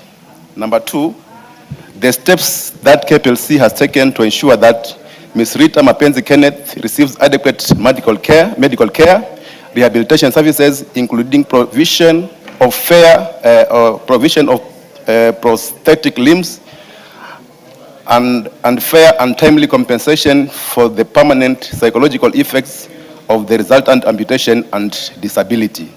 Number 3, immediate interventions that KPLC has undertaken to inspect, repair, and secure damaged electricity infrastructure, particularly fallen electricity poles and exposed live wires in Ganze constituency. And lastly, the long-term measures put in place by KPLC to strengthen the maintenance, inspection, and monitoring of electricity infrastructure across the country in order to prevent recurrence of similar incidents. Thank you, Honorable Speaker. Thank you, Tungule. Chair Energy, Majority Leader, you can inform them to bring a response. After the recess. Yes, Majority Leader. Thank you, Honorable Speaker. Honorable Speaker, as I prepare for my statement, allow me to also mention something on the instant fines on this statement by Honorable Mwago. And indeed, the committee has some work to do. But principally, to make sure that there is adequate signage and Kenyans know what speed limits are allowed on what kind of road. If you're on the expressway, you can do 100 and something. If you're on a feeder road, what is the speed limit that you're supposed to be driving on or at, so that people don't also get unfairly fined because they didn't know. But also to ask Kenyans, Honorable Speaker, to also maintain relatively safe speeding on our roads. Because, Honorable Speaker, the lesser evil to deal with is to deal with fines and penalties than the kind of deaths and loss of life that we have seen, and especially as we move towards the festive seasons at the end of the year. Thank you, Honorable Speaker. Majority Leader, is much more than that. Yes. Our roads are not just unsafe because of speeding. We have the border problem. I'm sure you have noticed this. Yes. We have the matatu menace. We have overspeeding drivers. We have all manner of problems, and we need a holistic approach to make our roads safe. Yes. For everybody. True, Honorable Speaker, because even our good friends, the border riders, you've seen they keep cutting everybody on the road. Yes. And the moment a motorist touches one of them, they all descend on the motorist. And burn down your car. And burn down your car, injure the motorists. Honorable Speaker, these are issues that NTSA must be able to deal with. And I believe even this instant fine thing is good because it's also helping us to deal with the cases of corruption within the traffic police department. You know, police officers, Honorable Speaker, I'm sure even you, they have been lobbying you, as they lobby everybody. Every police officer wants to move to the traffic department because they'll be able to solicit bribes there. The way to end this culture of bribery on our roads is to deal with these instant fines. But also we have also issues to deal with, Honorable Speaker, and maybe I may also use this opportunity to speak to our courts. You remember when the government sought to register all phones, IMEA numbers, people went to court. And part of the issues I had the Chair Finance raise are such issues, so that my car is registered to my phone. And if I sell that car, when I go to make that transfer, then NTSA must, as a matter of principle, ensure that the person I have sold to has also put his number, whose IMEA number is registered, so that if they contravene the traffic laws, then the fines will go to them, not come to me. But as I said, Honorable Speaker, and as you say, there's a lot of work that needs to be done, and probably NTSA and the Ministry of Interior, I hope the Chair, Transport and Infrastructure, I'll ask him to not only engage with NTSA, but also involve the Traffic Police Department and the Ministry of Interior to see that we have a holistic approach to this issue of traffic. Honorable Speaker, moving on to my statement, Thursday statement on behalf of the House Business Committee, pursuant to Standing Order 44-2A. The House Business Committee met on Tuesday, 30th June 2026 to prioritize business for consideration during the week. Yes, what is out of order, Hassan? To contribute to this. You can't be talking while seated. Mr. Speaker, I actually was requesting your attention so that I could contribute to the discussion rather than a point of order. I'll give you a minute to, on the traffic fines? Yes, yes. And the madness on our roads? Yes. Go ahead. Well, thank you, Mr. Speaker. But is it not simplistic or easy to pass this particular problem to the NTCA, given the fact that this is a matter that this disorder and anarchy on our streets is deeply rooted in our national culture. The border culture, the matatu culture. This requires a national conversation and a major public education within our community. You cannot leave it simply to an organization like the NTCA. It is like asking the IEBC to deal with the political violence that is rampant in our own country. So I think this matter, having lived in many cities in the world, this city needs a major effort, a major remedy, which I think is beyond the NTCA, and we need all to get involved. so that we can be part of that conversation and create the conditions to change the mindset of Kenyans so that we have a country where people abide by rules and where institutions like the police also enforce the rules. But at the moment, even though there are laws against some of those violations, it appears that the problem is so widespread and so enormous that even our police forces cannot deal with it without changing our mindset and our national culture. Thank you, Hassan. Majority Leader, proceed. It will be taken into account when they respond. Thank you, Honorable Speaker. Honorable Speaker, pursuant to the provisions of Standing Order 44.2a, I rise to present the following statement on behalf of the House Business Committee, which met on Tuesday, 30th June 2026, to prioritize business for consideration during the week.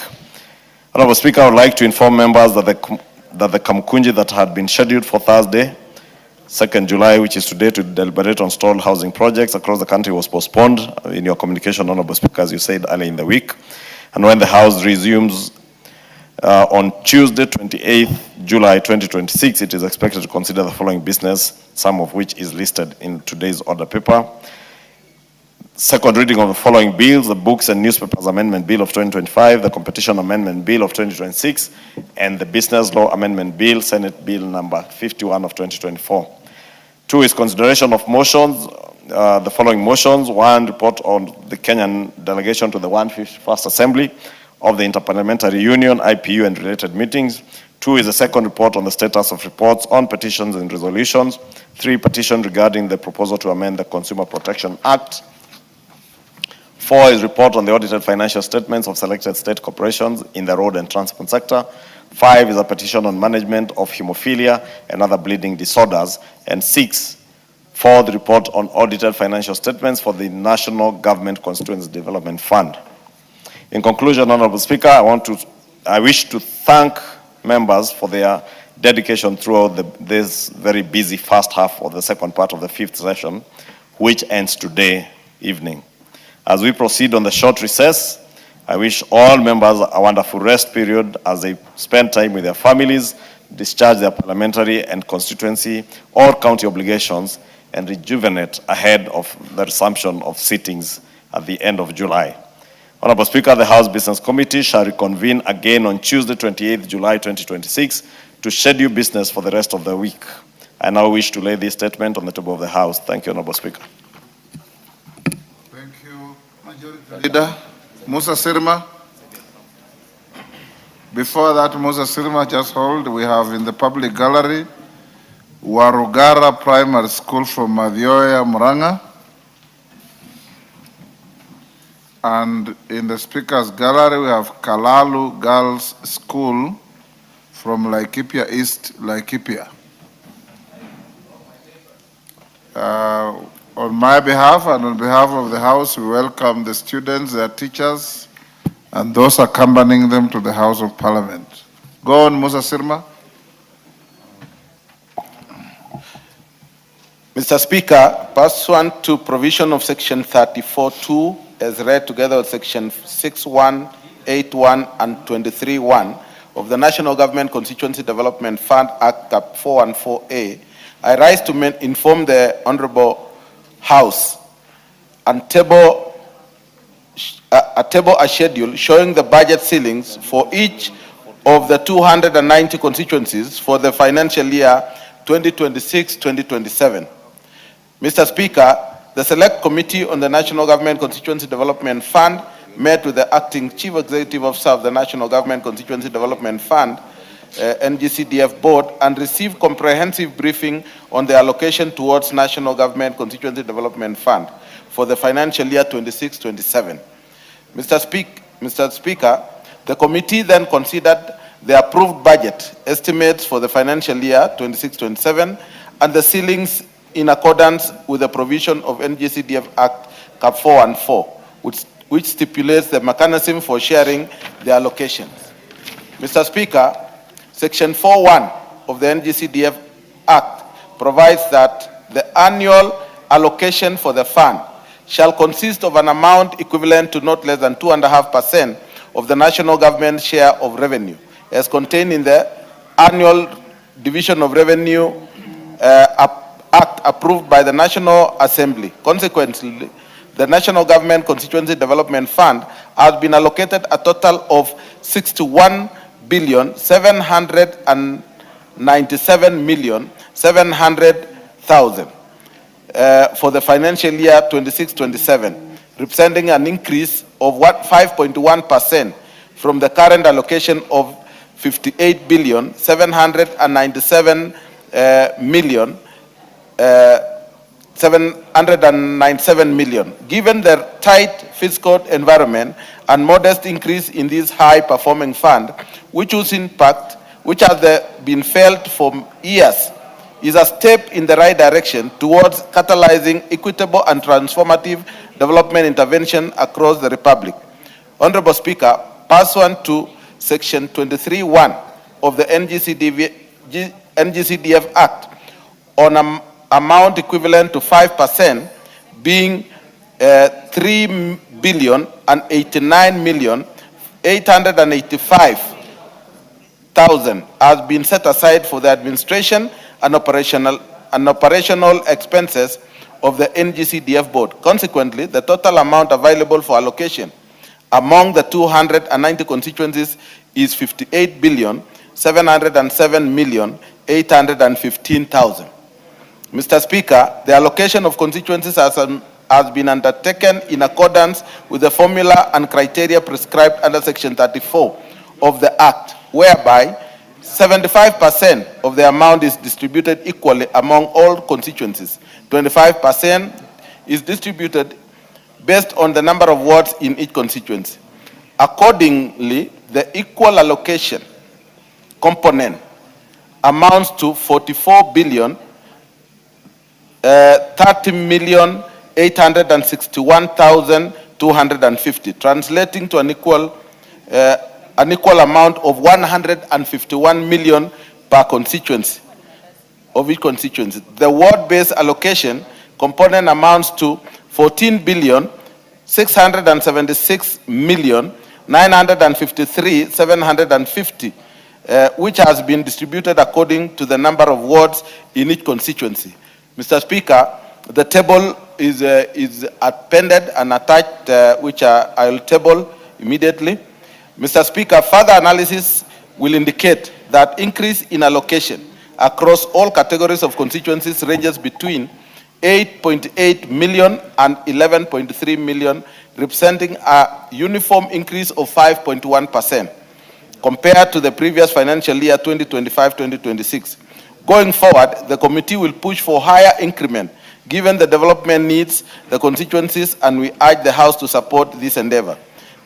Mr. Speaker, in compliance with Section 8(1) of the Act, an amount equivalent to 5% of the fund totaling 3,089,885,000 has been reserved as an emergency fund.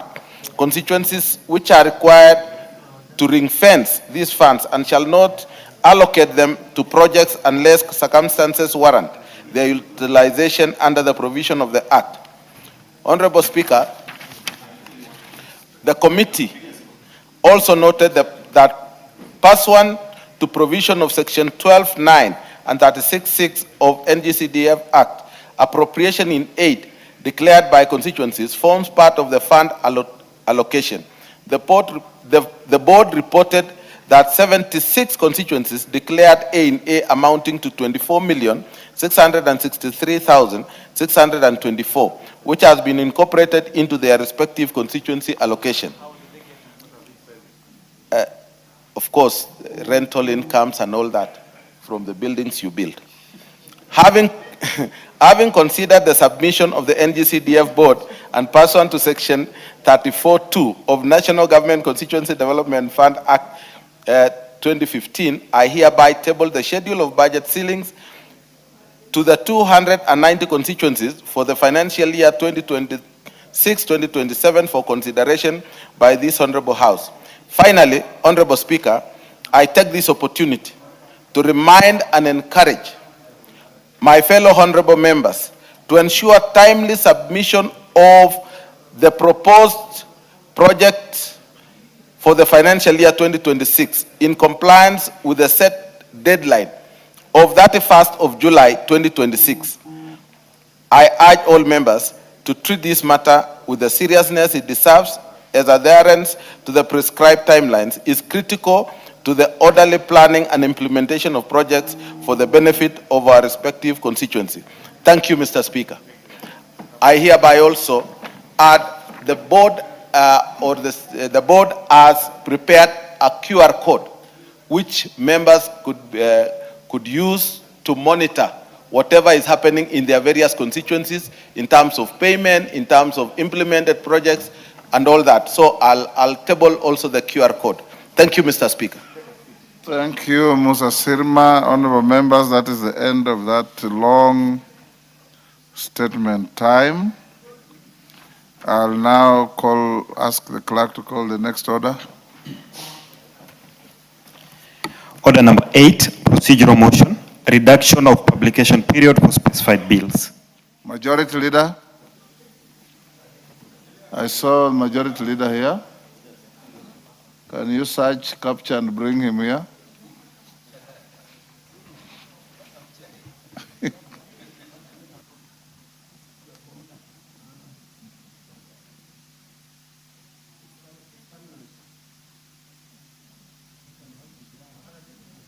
Majority Leader, procedural motion.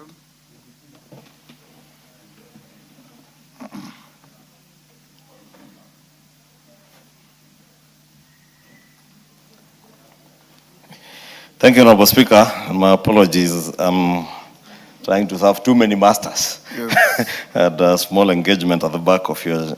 Jesus said you must serve them equally. I am trying to do that. That is why I asked those ones to come behind the chamber there. Honorable Speaker, allow me to move that pursuant to the provision of Standing Order 120, this House resolves to reduce the publication period for the following bills from 14 days to 13 days. One is a Kenya Intellectual Property Bill, National Assembly Bill number 40 of 2026, and two, the Tourism Amendment Bill, National Assembly Bill number 41 of 2026. Honorable Speaker, this is just a procedural motion, and without anticipating anything, Honorable Speaker, that's on the order paper. These bills are also lined up for first reading, and I want to ensure that then we can reduce the publication period to allow these bills to be published and to commence public participation during this recess period. Thank you, Honorable Speaker. I beg to move, and I want to request the Honorable Harry Kombe, Mwalimu Harry Kombe, to second. Yes, Mwalimu. Thank you, Mr. Speaker. I do second. Thank you. Sirma, take your seat. Rosa, take your seat. Honorable members, I propose the question at order number 8, which is that pursuant the provisions of Standing Order 120, this House resolves to reduce the publication period of the following bills from 14 days to 13 days. 1, the Kenya Intellectual Property Bill, National Assembly Bill number 40 of 2026, and 2, the Tourism Amendment Bill, National Assembly Bill number 41 of 2026. Do I put the question? Yes. Honorable members, I now put the question at order number 8, which is that, pursuant to the provisions of Standing Order 120, this House resolves to reduce the publication period of the following bills from 14 days to 13 days. 1, the Kenya Intellectual Property Bill, National Assembly Bill number 40 of 2026, and 2, the Tourism Amendment Bill, National Assembly Bill number 41 of 2026. As members of that opinion say aye. Aye. Will those of the contrary opinion say nay? The ayes have it. Next order. Order number 9, the Parliamentary Powers and Privileges Amendment Bill, Senate Bill number 5 of 2022, second reading. Question to be put.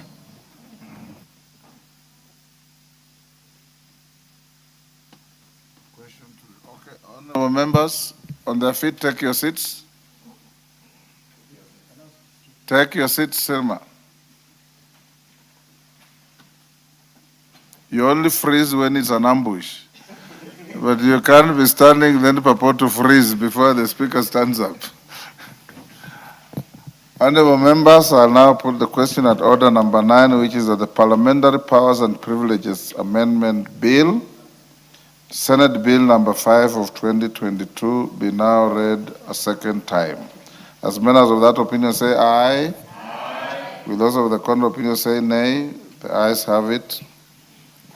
A bill for an act of parliament to amend the Parliamentary Powers and Privileges Act to provide for a structured mechanism through which Parliament is able to receive reports from public officers on resolutions passed by Parliament and for connected purposes. Order number 10, the Kenya Intellectual Property Bill, National Assembly Bill number 40 of 2026, first reading. A bill for an act of parliament to give effect to the provisions of Articles 11, 45, and 69 of the Constitution, to provide for the establishment of the Kenya Intellectual Property Authority, to provide for the patents, utility models, and industrial design, to provide for the copyrights and related rights, to regulate on anti-counterfeit measures and regulation of counterfeit goods, and for connected purposes. Order number 11, the Tourism Amendment Bill, National Assembly Bill number 41 of 2026, first reading.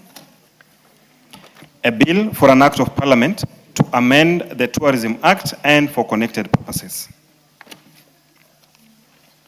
Clerk, I'll direct a slight reorganization, members of the order paper, to shift order number 12 so that we go to order number 13, Committee of the Whole, whereafter we can come back to order number 12.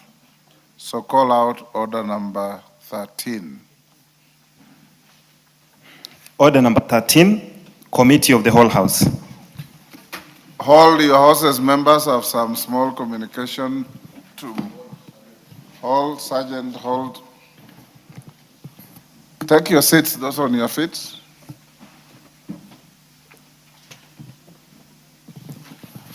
Honorable members, this is a communication on the outcome of harmonization of proposed amendments to the Sovereign Wealth Fund Bill 2026.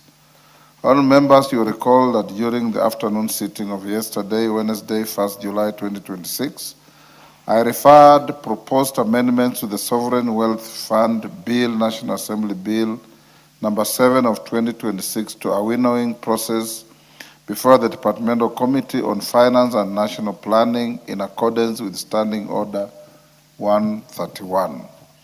I also directed the committee to undertake the exercise and update my office not later than 10 a.m. today, Thursday, 2nd July 2026, so as to guide on the next steps with regard to the processing of the bill in the Committee of the Whole House. Honorable members, I wish to inform the House that I have since received and approved for tabling the report of the Departmental Committee on Finance and National Planning on the harmonization of the proposed amendments to the Sovereign Wealth Fund Bill 2026. I have already allowed the chairperson of the committee to table the report at order number 5 this afternoon. The report indicates that members who had proposed amendments to the bill, namely the Honorable Karole Omondi MP, the Honorable John Kagusha MP, the Honorable Dr. Wilberforce Ounda MP, the Honorable Mwak Mwenje CBS MP, the Honorable Justice Kemei MP, the Honorable Robert Mbui CBS MP, and the Honorable Gitonga Mukunje MP participated in the winnowing process. The leader of the majority party also participated in that process. I wish to commend the committee for expertly shepherding the harmonization process. I also commend the leader of the majority party and the 7 members who had proposed amendments to the bill for appearing before the committee to prosecute their requests. Honorable members, I have confirmed that following consultations, all members yielded their proposals to be taken up by the Departmental Committee on Finance and National Planning. Notably, the member for Suba South, the Honorable Karole Omondi MP, who had proposed the deletion of all clauses of the bill which would have resulted to defeat of the bill in its entirety, found it appropriate to abandon that course. The import of his proposal would have amounted to throwing away the baby with the bathwater. Honorable members, given the consensus, I approved publication of a supplemental order paper for today's sitting to include the harmonized proposed amendments to the Sovereign Wealth Fund Bill 2026. Honorable members, you will note that the proposed amendments are now in the name of the chairperson of the Departmental Committee on Finance and National Planning. The amendments will therefore be prosecuted in the usual manner in the Committee of the Whole House under Order number 13. The House is accordingly guided, and I thank you. Honorable members, will you now be upstanding?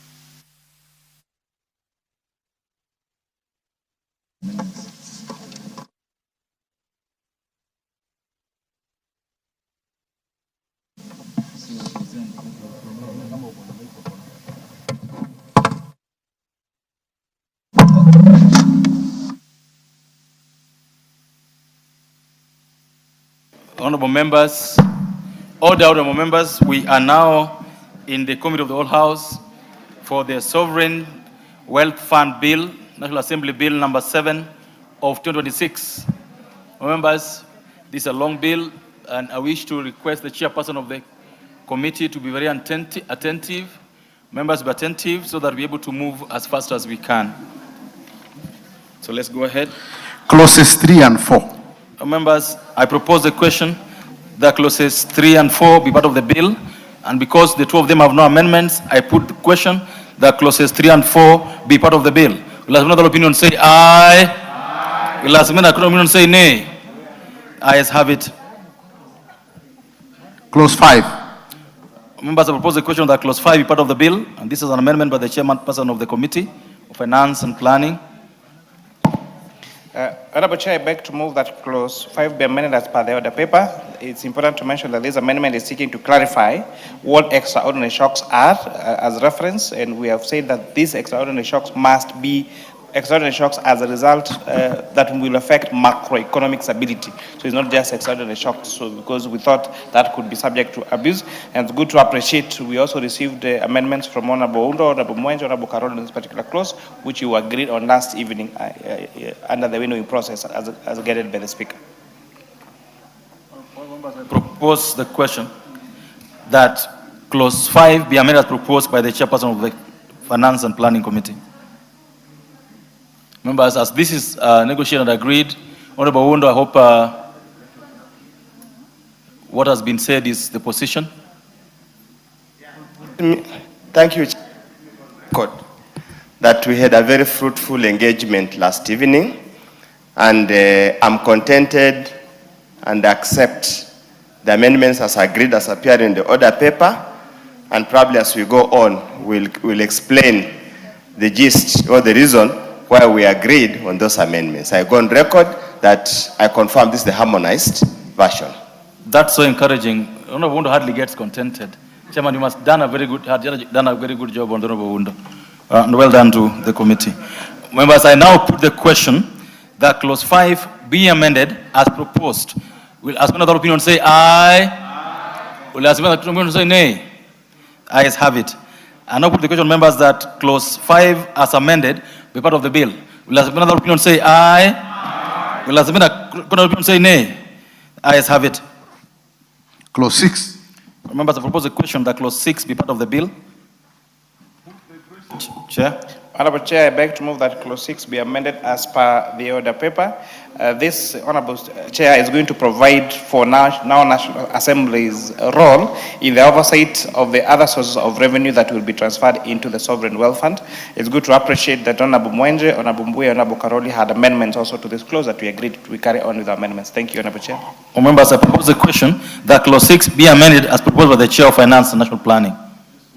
The Honorable Makali Mulu. Yeah, thank you, Honorable Chairman. Honorable Chairman, I must really commend the team for agreeing, because one of the issues of concern cutting across the bill was they were giving a lot of power to the Cabinet Secretary and leaving out the National Assembly. Okay. I really appreciate this amendment. Great. Members, I now put the question that clause 6 be amended as proposed. Will another opinion say aye? Will another opinion say nay? Ayes have it. I now put the question, members, that clause 6 as amended be part of the bill. Will another opinion say aye? Will that opinion say nay? Ayes have it. Clause 7. Members, I propose a question that clause 7 be part of the bill, and because there's no amendment to it, I put the question that clause 7 be part of the bill. Will another opinion say aye? Will another opinion say nay? Ayes have it. Clause 8. Members, I propose a question that clause 8 be part of the bill. Mover. Honorable Chair, I beg to move that clause 8 be amended as per the order paper. Honorable Chair, this amendment is seeking to provide clarity on the total allocations to each component. As currently drafted, the bill gave the CS, the Cabinet Secretary, discretion to determine proportions into each of the three components. It's important to mention that Honorable Undo, Honorable Mwenje, Honorable Kokushi, Honorable Mbuye, and Honorable Karoli had amendment to this clause that we agreed on. Honorable Chair, just for a minute, I think it's very important to notify this House that we did prescribe now in law that 30% of the amount that is being collected from in the holding account shall be transferred into the future generations component. So we are guaranteeing that of all that will come into the fund, Honorable Speaker, 30% of this must be reserved for future generations, so that our children, our children's children can also found a wealth that we created for them, Honorable Chairperson. Thank you, Honorable Undo. Honorable Chair, I just want to emphasize the point. Honorable Undo, wait a minute. Members, I propose a question that clause 8 be amended as proposed by the Chair. Honorable Undo. I just want to join my colleague in putting this very clear, that we deliberated and agreed. There's a future generation, there's current generation. When is the future? The future starts now as we speak, and it will continue to come. In any case, whatever we're investing now, we're investing for the future. So generally, there is a very good harmony. There shouldn't be any chaos of Thank you. Thank you, I support. Remember, I propose a question that clause 8 be amended as proposed. As one of the opinion say aye. As many opinion say nay. Ayes have it. Members, I now put the question that clause 8 as amended be part of the bill. As many other opinions say aye. As many other opinions say nay. Ayes have it. Clauses 9 and 10. Members, I put the question that clauses 9 and 10 be part of the bill, and because there's no amendment to the same, I put the question that clauses 8 and 9 and 10 be part of the bill. As many other opinions say aye. As many other opinions say nay. Ayes have it. Clause 11. Members, I propose the question that clause 11 be part of the bill. Mover. Honorable Chair, I beg to move that clause 11 be amended as per the order paper. This amendment is seeking to enhance prudent use of these resources by specifically requiring that their withdrawal must be subject to approval by the control of budget. In any withdrawal or transfer from the subvention component, this will further align with Article 228 of the Constitution. The bill further provided that transfer to the subvention component will cease when the component grows to 10 billion shillings. This we felt was too prescriptive, and we noted that the target could easily be surpassed. It's important to appreciate that we received good feedback and amendments that were proposed by Honorable Undo, Honorable Kokushi, Honorable Karoli on this particular amendment. Thank you, Honorable Chair. All members, I propose a question that clause 11 be amended as proposed. Duro Makali Mulu. Yeah, Honorable Chairman, another good amendment. Honorable Chairman, it's important that any money being withdrawn from our consolidated fund should be approved by the control of budget for purpose of monitoring the expenditure, Honorable Speaker. So this is another good one. And I also like the idea of removing the 10 billion, because that was quite also restrictive. Thank you. All members, I put the question now that clause 11 be amended as proposed. Will as another opinion say aye? As another opinion say nay? Ayes have it. Members, I now put the question that clause 11 as amended be part of the bill. As many of the opinion say aye. As many of the court of opinion say nay. Ayes have it. Clause 12. All members, I propose the question that clause 12 be part of the bill. Mover. Honorable Chair, I beg to move that clause 12 be amended as per the order paper. Honorable Chair, again, we received a lot of feedback on this particular clause from Honorable Undo, Honorable Justice Kimei, and Honorable Karoli. This amendment, as proposed in the order paper, is seeking to clarify that the strategic infrastructure investment component will not finance projects similar to those that are being financed by the National Infrastructure Fund Act, as was approved just a few weeks by this House. Honorable Chair, thank you. Members, I propose the question that clause 12 be amended as proposed by the Chair. The Honorable Justice. Chair, I want to confirm that as much as I had an amendment to this clause, the position taken by the Finance Committee Chair, I wholly agree with it. And I want to also join my colleagues to say the winnowing process that we went through yesterday, we wish we could be going through such a process in all other committees whenever bills are involved. They reduce the time of lawmaking, and they bring about, agreement, consensus whenever bill is being done. Honorable Professor Undo, Honorable and the other colleagues who were there yesterday, we really agree with what the committee did. Much appreciated, Chair. Thank you. Members, I now put the question that clause 12 be amended as proposed. As many of the opinion say aye. As many of the court of opinion say nay. Ayes have it. I now put the question, members, that clause 12 was amended be part of the bill. As many of the opinion say aye. As many of the court of opinion say nay. Ayes have it. Clause 13. Members, I propose the question that clause 13 be part of the bill. Because there's no amendment to it, I put the question that clause 13 be part of the bill. As another opinion say aye. As another opinion say nay. Ayes have it. Clause 14. Members, I propose the question. I propose the question that clause 14 be part of the bill. Mover. Honorable Chair, I beg to move that clause 14 be amended as per the order paper.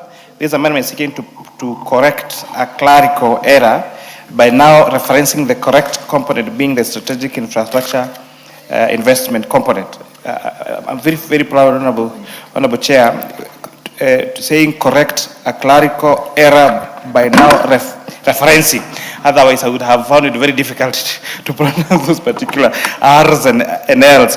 This amendment is seeking to enhance prudent use of these resources by specifically requiring the approval again by control of budget in any of the withdrawals. This is in line with Article 228 of our Constitution.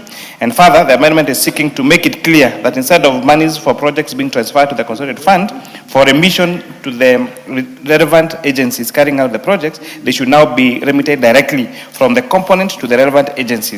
We note that the first charge in the consolidated funds is servicing of public debt, and so for efficiency in carrying out of projects, these monies now will be paid directly to the agencies that will be implementing this particular project. It's important to appreciate that Honorable Undo, Honorable Kogush, Honorable Karoli had proposed amendments for this clause, which after winning exercise yesterday, we all agreed upon. Thank you.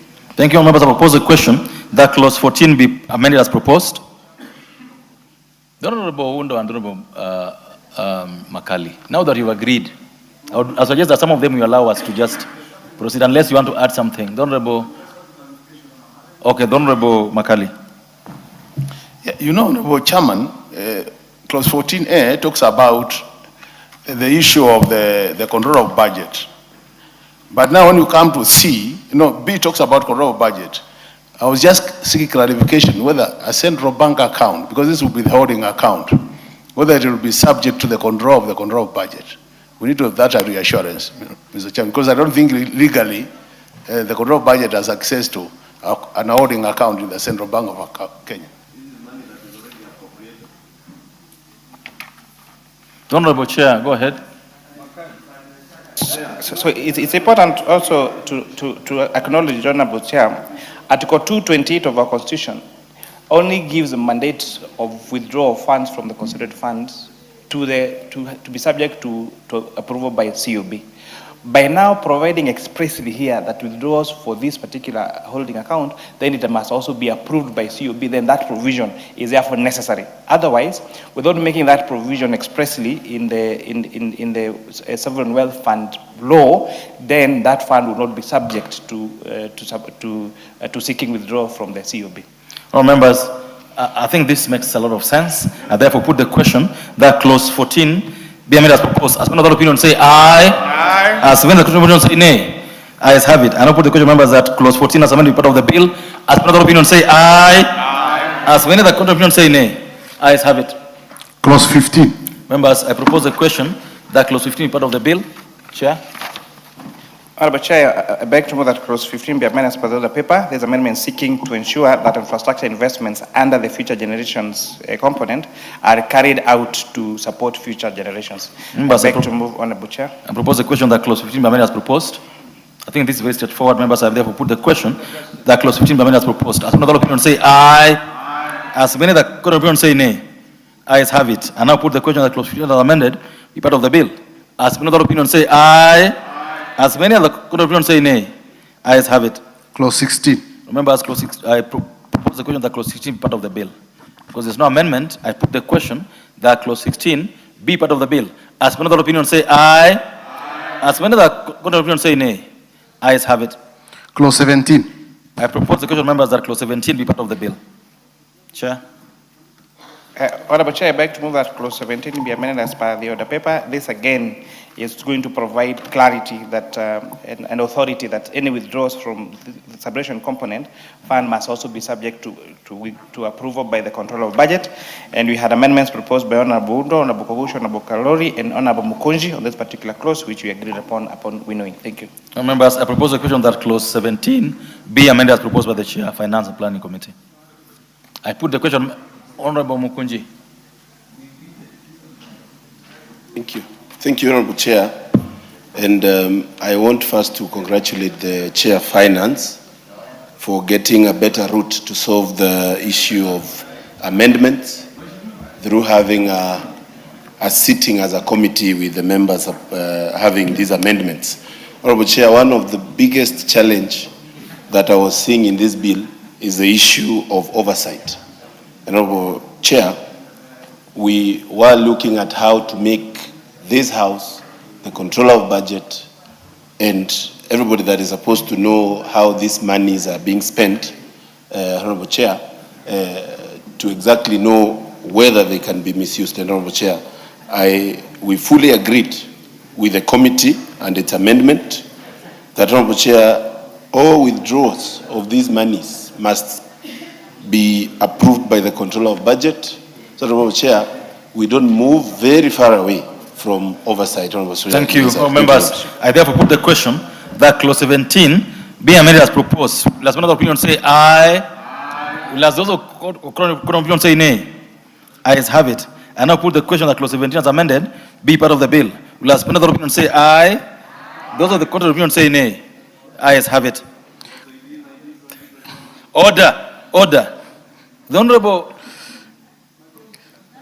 Clauses 18, 19, 20, 21, 22, 23, 24, 25, and 26. Members, I propose a question that clauses 18, 19, 20, 21, 22, 23, 24, 25, and 26 be part of the bill. And because there have no amendments to them, I now put the question that clauses 18, 19, 20, 21, 22, 23, 24, 25, 26 be part of the bill. As another opinion say aye. As many that opinion say nay. Ayes have it. Clause 27. Members, I propose the question that clause 27 is part of the bill. Chair. Honorable Chair, I beg to move that clause 27 be amended as the order paper. This amendment is seeking to ensure that the fund investment policies that are developed by the board must be approved by Cabinet and the National Assembly, so that we make sure that National Assembly has proper oversight, Honorable Speaker, Honorable Chairperson on this particular fund. It's important to appreciate that the Honorable Mwenje, the Honorable Leader of Minority, the Honorable Mbui, had proposed amendments to this particular clause, which we agreed upon winnowing. Members, I propose a question that clause 27 be amended as proposed by the Chair of Finance and Planning Committee. The Honorable Mwenje, is that you? Go ahead. Thank you, Honorable Speaker. Honorable Speaker, let me just take this opportunity to support this amendment and also thank the Finance Chair for yesterday when we did the winnowing. We were able to agree on quite a number of these clauses, and this was one of them. So thank you, Honorable Members, I put the question, therefore, that clause 27 be amended as proposed. As many other opinions say aye. As many other opinions say nay. Ayes have it. I now put the question, members, that clause 27 as amended be part of the bill. As many other opinions say aye. As many other opinions say nay. Ayes have it. Clause 28. Members, I propose the question that clause 28 be part of the bill. And because it's an amendment, I put the question that clause 28 be part of the bill. As many other opinions say aye. As many other opinions say nay. Ayes have it. Clause 29. All members, I propose the question that clause 29 be part of the bill. Chair? Clause 29 be part of the bill. Go ahead. So, Madam Chair, I beg to move that clause 29 be amended as per the order paper. This amendment is seeking to provide for an opportunity for the youth in serving as chairperson or members of the board by reducing the number of years served in senior management leadership positions from 10 years to 5 years. So, Madam Chairperson, we calculated that if we carry this amendment, that for anyone to serve as a chairperson or a member of the board, if you needed 10 years of continuous management experience, then that means you may not have anybody there who is anywhere between 30 and 40 years of age. That means it's only be those people that are 50 years and above that would only get a chance to serve the board. So by reducing this number of years from 10 to 5, then that was going to give an opportunity to young people across the country to be able also to serve as a chairpersons or members of the board. Members, I propose the question that clause 9 be amended as proposed by the Chair of Finance Planning Committee. Members, I put the question. Honorable Meli, you want to say something on this? Thank you, Chair. I want to commend the Chair and the committee because the youth actually are put into consideration, and this bill, as its sovereign wealth fund and for generations, it will actually bring them on board and be part of the decision making. I support that. Yeah, thank you, Chair. Chair had also proposed amendment on that one, and mine was about the qualification, the academic qualifications. I noticed that a lot of times we are keen on putting a person with a degree in law, in economics, in accounting, in finance matters, and I was even concerned, might it be to do with the leadership of the House over the last few years? Because we've had CPAKs running this House, both in the majority and minority side. And I'd propose that maybe we could have people with a degree in education, in engineering, and other courses. But I was convinced that the education people, those ones that are teachers, are already qualified by virtue of the fact that they are the ones who teach economics and all these other things. So I dropped my amendment. Thank you, Chairman. Where do you belong, sir? Sorry? Where do you belong, sir? Sorry? Where do you belong yourself? Education. Okay.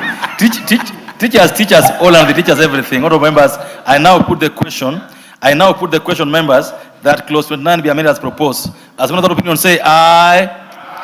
As many other opinions say nay. Ayes have it. I now put the question, members, that clause 29 as amended be part of the bill. As many other opinions say aye. As many other opinions say nay. Ayes have it. Clauses 30, 31, 32, 33, and 34. All members, I propose the question that clauses 30, 31, 32, 33, 34, 33, and 34 be part of the bill. I now put the question, members, because there's no amendment, that clauses 30, 31, 32, 33, and 34 be part of the bill. As many other opinions say aye. As many other opinions say nay. Ayes have it. Clause 35. Members, I propose the question that clause 35 is part of the bill. Chair. Clause 35. Honorable Chair, I beg to move that clause 35 be amended as per the order paper. This amendment is seeking to provide clarity that the bachelor's degree has to be relevant to the field, to the fund management for a person to be qualified to be appointed as a CEO. Further, this amendment is seeking to clarify that the Salaries and Remuneration Commission shall advise the Cabinet Secretary on the terms and conditions of the CEO, which is consistent with Article 234B of the Constitution.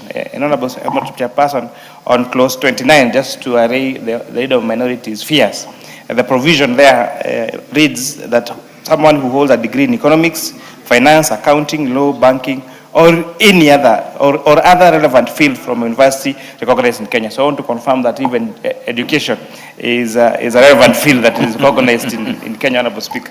Members, I propose a question that clause 35 be amended as proposed by the Chair of Finance and Planning.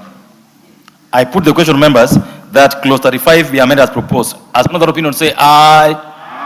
As another opinion say nay. Ayes have it. And I put the question, members, that clause 35 as amended be part of the bill. As another opinion say aye. As those opinion say nay. Ayes have it. Clause 36. Members, I propose the question that clause 36 is part of the bill. Chair. Honorable Chair, I beg to move that clause 36 be amended as per the order paper. This amendment is seeking to provide clarity of the grounds of removal from the office of the Chief Executive Officer. Members, I propose the question that clause 36 be amended as proposed by the Chair of Finance and Planning. I put the question that clause 36 be amended as proposed. As another opinion say aye. As those opinion say nay. Ayes have it. And I put the question that clause 36 as amended be part of the bill. As another opinion say aye. Those opinion say nay, nay. Ayes have it. Clause 37. Members, I propose that clause 37 be part of the bill. Honorable Chair, I beg to move that clause 37 be amended as per the order paper. This amendment is seeking to clarify on the role of the Salaries and Emission Commission in advising the board on the terms and conditions of the staff and in the board. And this Honorable Chairperson is consistent with Article 230B4 of our Constitution. Members, I propose the question that clause 37 be amended as proposed by the Chair of Finance and Planning. I put the question that clause 37 be amended as proposed. Will as another opinion say aye. And those of the opinion say nay. Ayes have it. And I put the question that clause 37 as amended be part of the bill. As another opinion say aye. Those of the opinion say nay. Ayes have it. Clauses 38 and 39. Members, I propose the question that clauses 38 and 39 be part of the bill. There being no amendments to them, I now put the question that clauses 38 and 39 be part of the bill. As another opinion say aye. As many of the opinion say nay. Ayes have it. Clause 40. Members, I propose the question that clause 40 be part of the bill. Chair. Honorable Chair, I beg to move that clause 40 be amended as per the order paper. This amendment is seeking to provide clarity on the penalty provision, which is consistent with drafting practice and meaning. Honorable Chairperson, it's important to mention that clause 43 sets out a very strict penalty.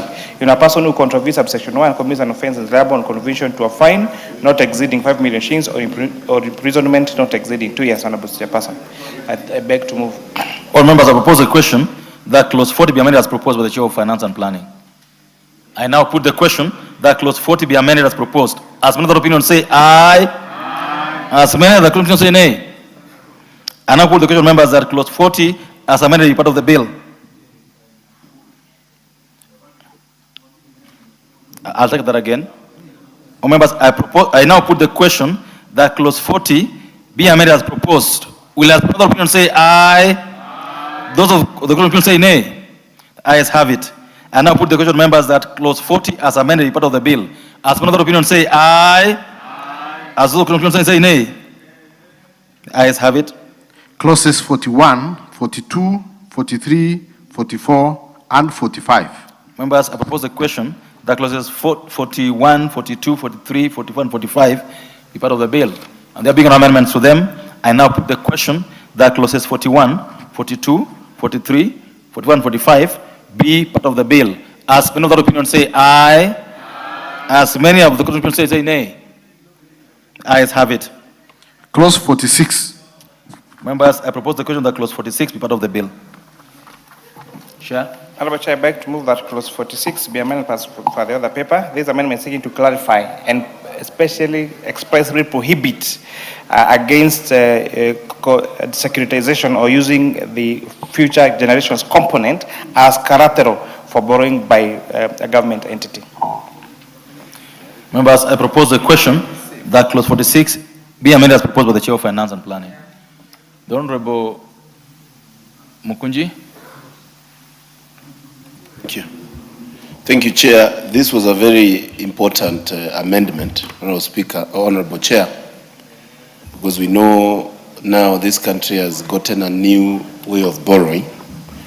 I don't want to say hideously, but Honorable Speaker, we have to actually make sure that this fund is well, is put in a way that it cannot one day disappear after it has been securitized. Honorable Speaker, I'm very happy with the committee in the agreement of this amendment.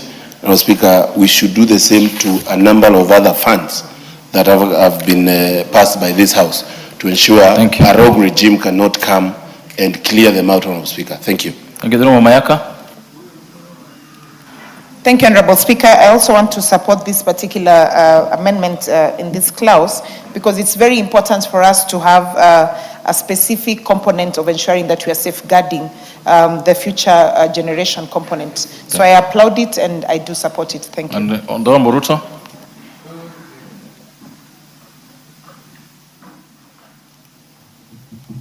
Chair, thank you so much. I also want to support this. It's a good move to ensure that the spirit of this particular bill, which seeks to utilize our natural resources with a definite timing in terms of depletion for the purpose of now and the purpose of tomorrow. Nonetheless, to say, again, it's good to remind my good friend Mogunji.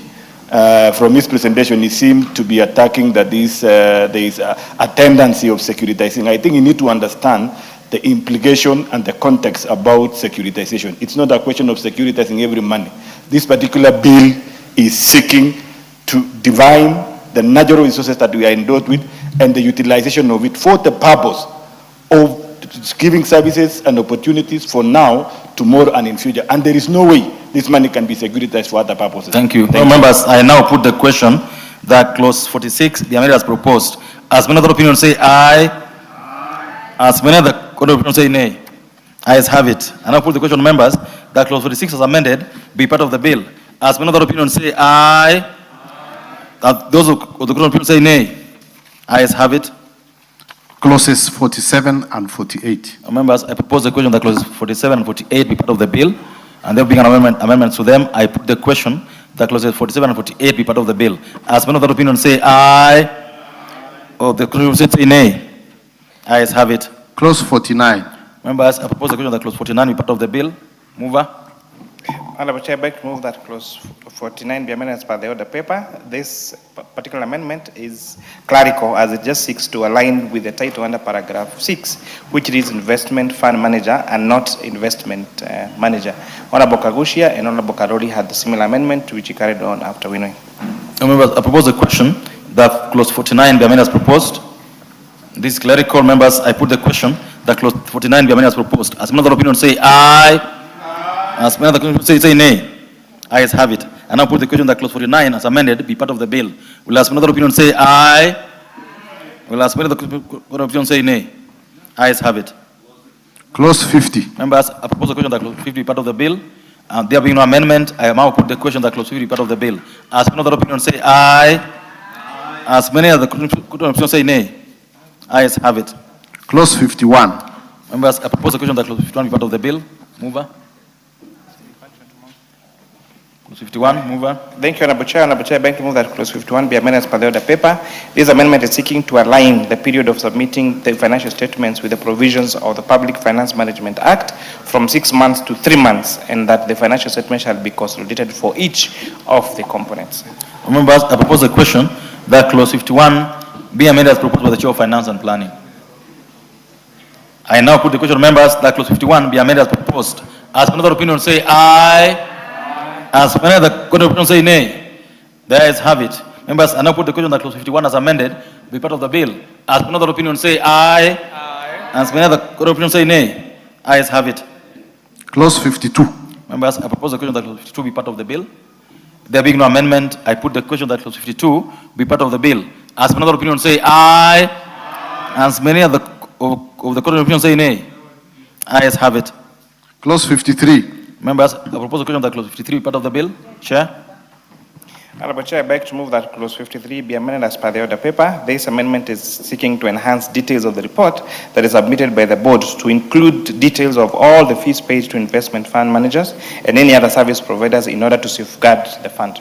Honorable Chair, we sought this particular amendment because there has been a risk of fees being paid that is exaggerated, Honorable Speaker, Honorable Chair, then that will erode the purpose of the fund. So by restricting on this and making sure that the details of the fees paid and commissions paid must be reflected in the financial statements is very progressive. Members, I propose the question that clause 53 be amended as proposed. I now put the question that clause 53 be amended as proposed. Will as many of the opinion say aye? Aye. Will as many of those of the opinion say nay? Ayes have it. I now put the question, members, that clause 53 as amended be part of the bill. As many of the opinion say aye.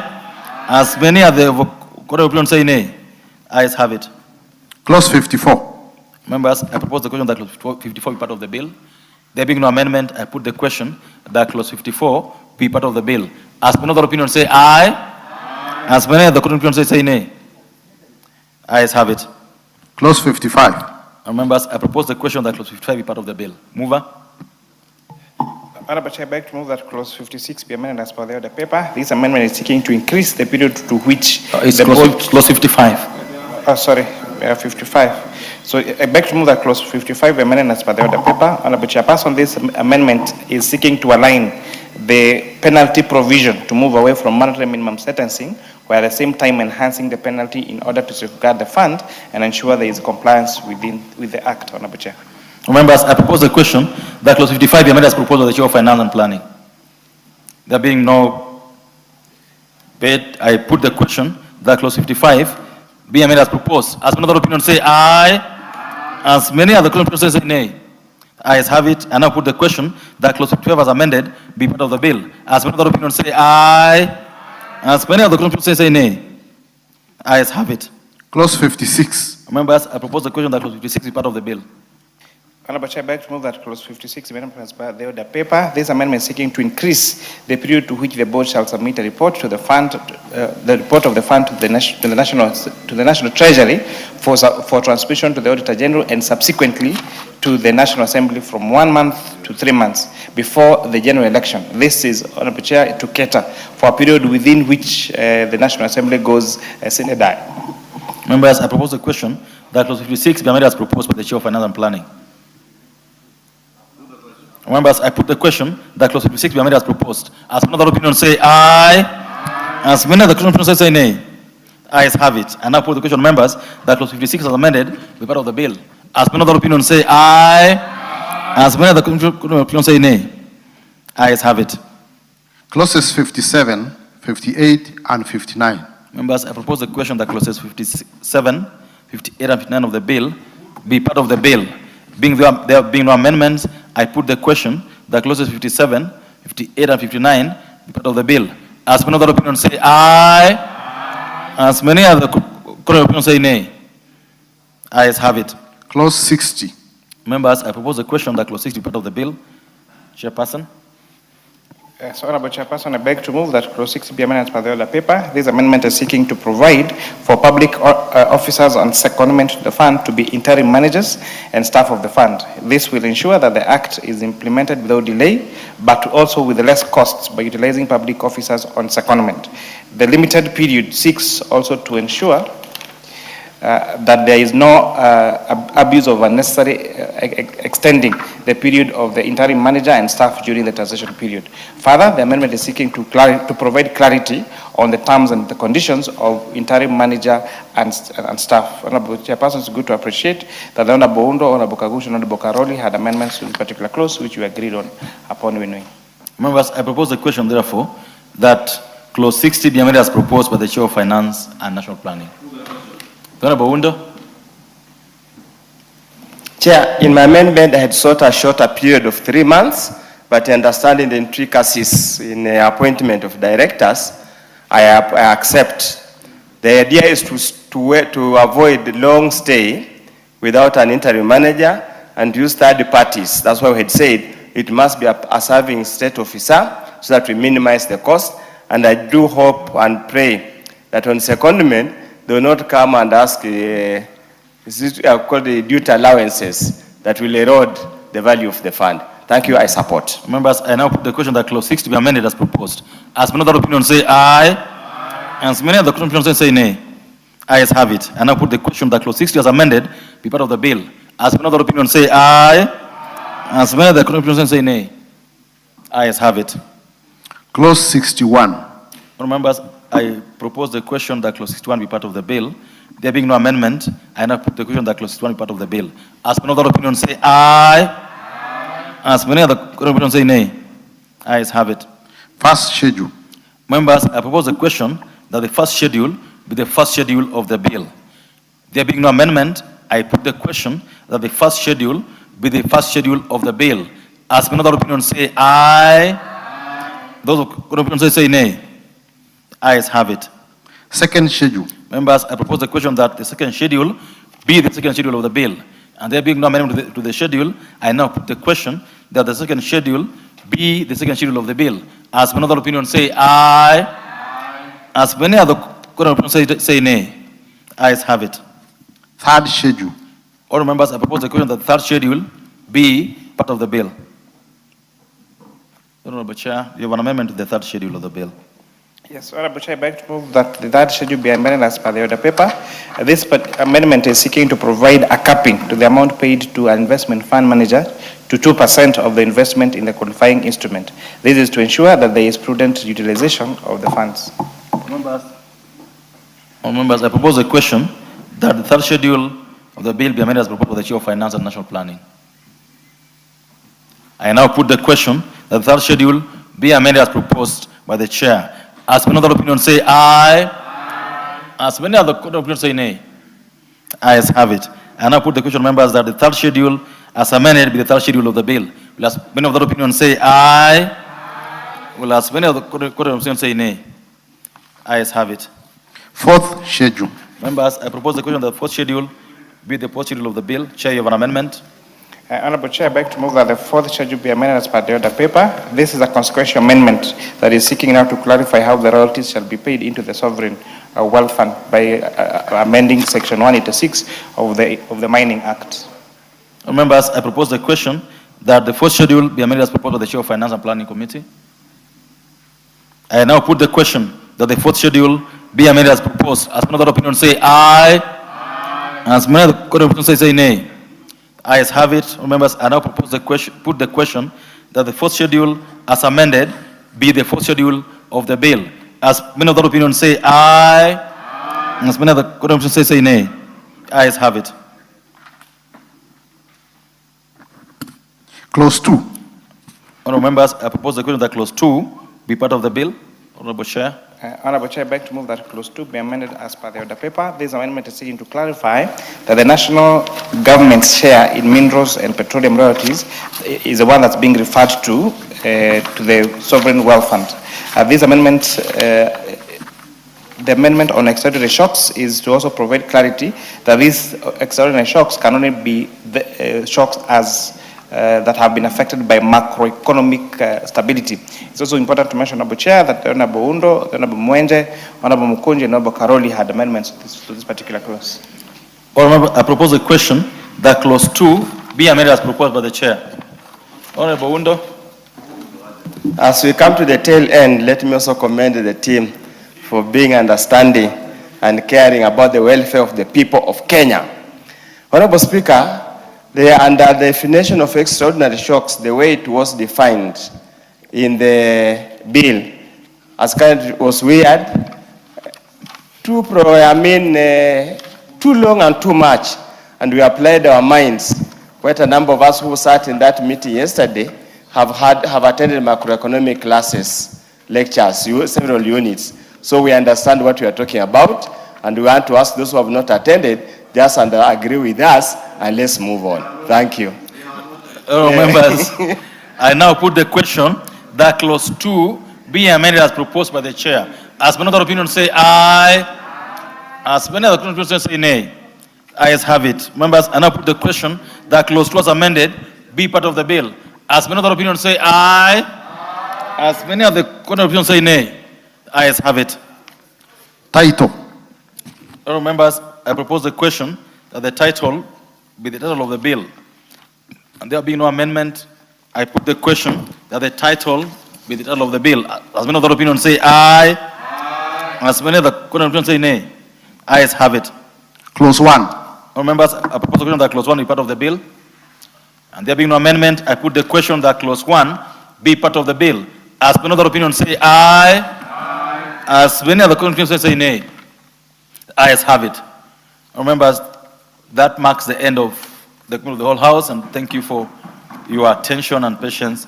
I now, and the beginning of the new Kenya, where winnowing becomes the order of the day and members agree. Honorable members will agree with you that towards the tail end of Parliament, this often works and works very well for all of us. I now call upon the mover of the bill to move the same for reporting. Honorable Chairperson, I beg to move that the committee do report to the House its consideration on the Sovereign Wealth Fund Bill, National Assembly Bill number 7 of 2026, and its approval thereof with amendments. Members, I now put the question, which is that the committee do report to the House its consideration of the Sovereign Wealth Fund Bill, National Assembly Bill number 7 2026, and its approval thereof with amendments. As many of the opinion say aye. Aye. As many of the court of opinion say nay. Ayes have it.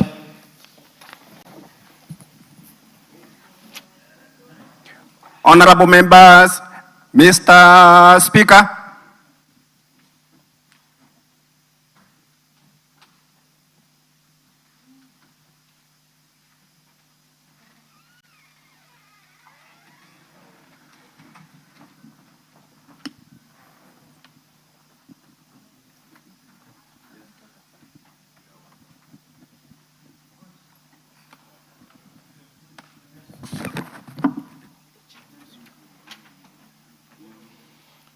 Chairman. The Honorable Speaker, I beg to report that the Committee of the Whole House has considered the Sovereign Wealth Fund Bill, National Assembly Bill number 7 2026, and approved the same with amendments. Mover. Honorable Speaker, I beg to move that the House do agree with the committee in the said reports and also request the Honorable Naomi Wako to second the motion for agreement with the report of the Committee of the Whole House. Honorable Speaker, I second. Honorable members, I propose the question, which is that the House do agree with the committee in the said report. I put the question? Yes. Honorable members, I put the question, which is that the House do agree with the committee in the said report. As members of that opinion say aye. Aye. Will those of the contrary opinion say nay? The ayes have it. Mover. Honorable Speaker, I beg to move that the Sovereign Wealth Fund Bill, National Assembly Bill number 7 of 2026, be now read a third time. Honorable Speaker, as I request the Honorable Peter Kaluma to second, allow me, Honorable Speaker, to also take this opportunity to thank the members, first those who contributed during the debate in second reading, and more importantly, the members of the Finance and National Planning, including the Honorable Peter Opondo Kaluma, and many other members, including CPA Ruto, the one and only chairperson of that committee who took us through a very rigorous winnowing process last night. Honorable Speaker, may I report to you that the communication you did, we closed our meeting at slightly past 9 p.m. under the very able leadership and chairmanship of Honorable Kimani Kuria, the member for Molo. And Honorable Speaker, may I also take this opportunity to thank all the members, Honorable Oundo, Honorable Mukunji, Honorable Karoli Omondi, the leader, deputy leader of minority, Honorable Robert Mbui, the Honorable Mwenje, our deputy minority whip, the Honorable Makali Mulu, and Honorable Speaker, there are people who are soliciting for a mention. Even Kuroria proposed amendments. But I am only mentioning the members who were in that winnowing process. And Honorable Speaker, let me say that winnowing process last night shepherded us through a new way of doing things. Not that winnowing is a new way in the House, but the give and take process that we have to go through in the legislative processes. And more importantly, Honorable Speaker, we came to an agreement during that process that what we were doing, we were legislating for posterity. We were not legislating for our political factions, not for our political parties. And even those in the opposition agreed that what we are doing was for the best interest of the people of Kenya. And I must thank all those members, and that's why I made particular mention of those members, because we put aside our political differences to legislate for our great nation. Honorable Speaker, let me say that in December last year, on the 15th of December, The cabinet approved a cabinet memo that forwarded these two bills, or they spoke about the establishment of these two funds, the National Infrastructure Fund and the Sovereign Wealth Fund. And in that memo, Honorable Speaker, you remember the cabinet communique saying that these two funds would actually serve as the backbone of the government's plan to transition Kenya into a first world economy. And not just transition Kenya into a first world economy, but also doing it through a sustainable investment-led growth model that would drive us away from the old ways of either overburdening Kenyans with taxation or over-reliance on public debt. Honorable Speaker, this is a very momentous time for our country. The passage of this bill signifies that transition from a time where we over-relied on public debt, relied on burdening Kenyans with taxation, to an investment-led growth. And the establishment of these two funds, Honorable Speaker, will now properly set our nation onto the path of transitioning our nation from a third world or a growing middle income economy into a first world nation, Honorable Speaker. Honorable Speaker, to the naysayers, let me say this, Honorable Speaker. When we crafted our manifesto in 2022, and I know many people have accused President William Ruto of telling lies, when President William Ruto said that and reaffirmed that we shall implement the Kenya Kwanza manifesto page by page, sentence by sentence, from comma to full stop, and implement this manifesto entirely. The National Infrastructure Fund, the Sovereign Wealth Fund were part of that manifesto. The transition from NHIF to universal health coverage under SHA was part of that manifesto. And therefore, Honorable Speaker, our passage of this bill today is further implementation of the manifesto, which, Honorable Speaker, we are fortunate that you are part of crafting that manifesto. And you remember the long nights that we spent in Karen, then the Deputy President's office, official residence, crafting this manifesto, even coming up with this sovereign wealth fund. You remember there's a day we sat for 25 hours? Yes.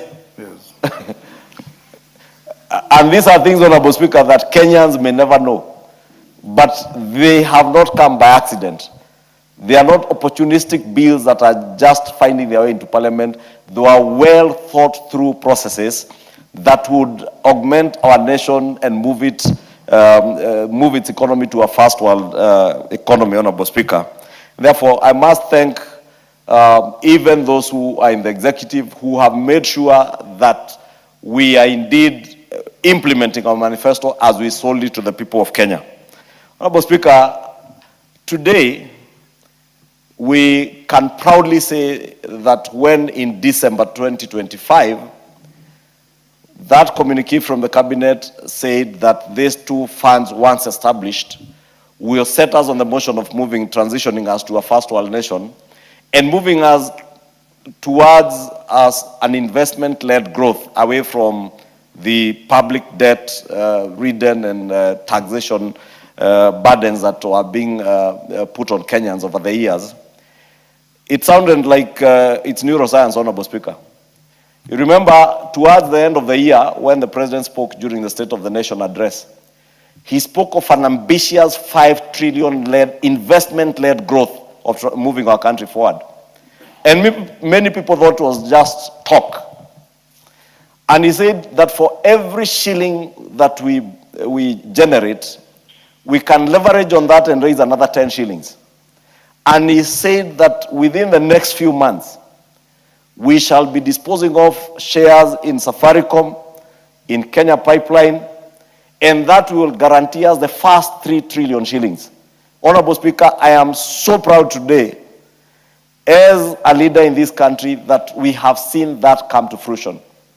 Yesterday, Honorable Speaker, or the day before, if I am not wrong, the money for the Safaricom sale, 350 billion shillings, together with the sale of Kenya Pipeline, the 250 billion or so shillings from Safaricom and the 106 or so billion shillings is now securely in the National Infrastructure Fund. That gives us the capital to now raise a further 3 trillion shillings so that the investment-led growth that was seen as just talk becomes a reality, Honorable Speaker. The challenge is upon us as leaders that even as we legislate, and that's why I commended the members who sat with us throughout the night, last night, under the able chairmanship of Kimani Kuria. Honorable Speaker, I noted that that is the first departmental committee meeting I have attended in the last 3 years. And Kimani Kuria told me he was very proud that the first departmental committee meeting I attend is under his chairmanship.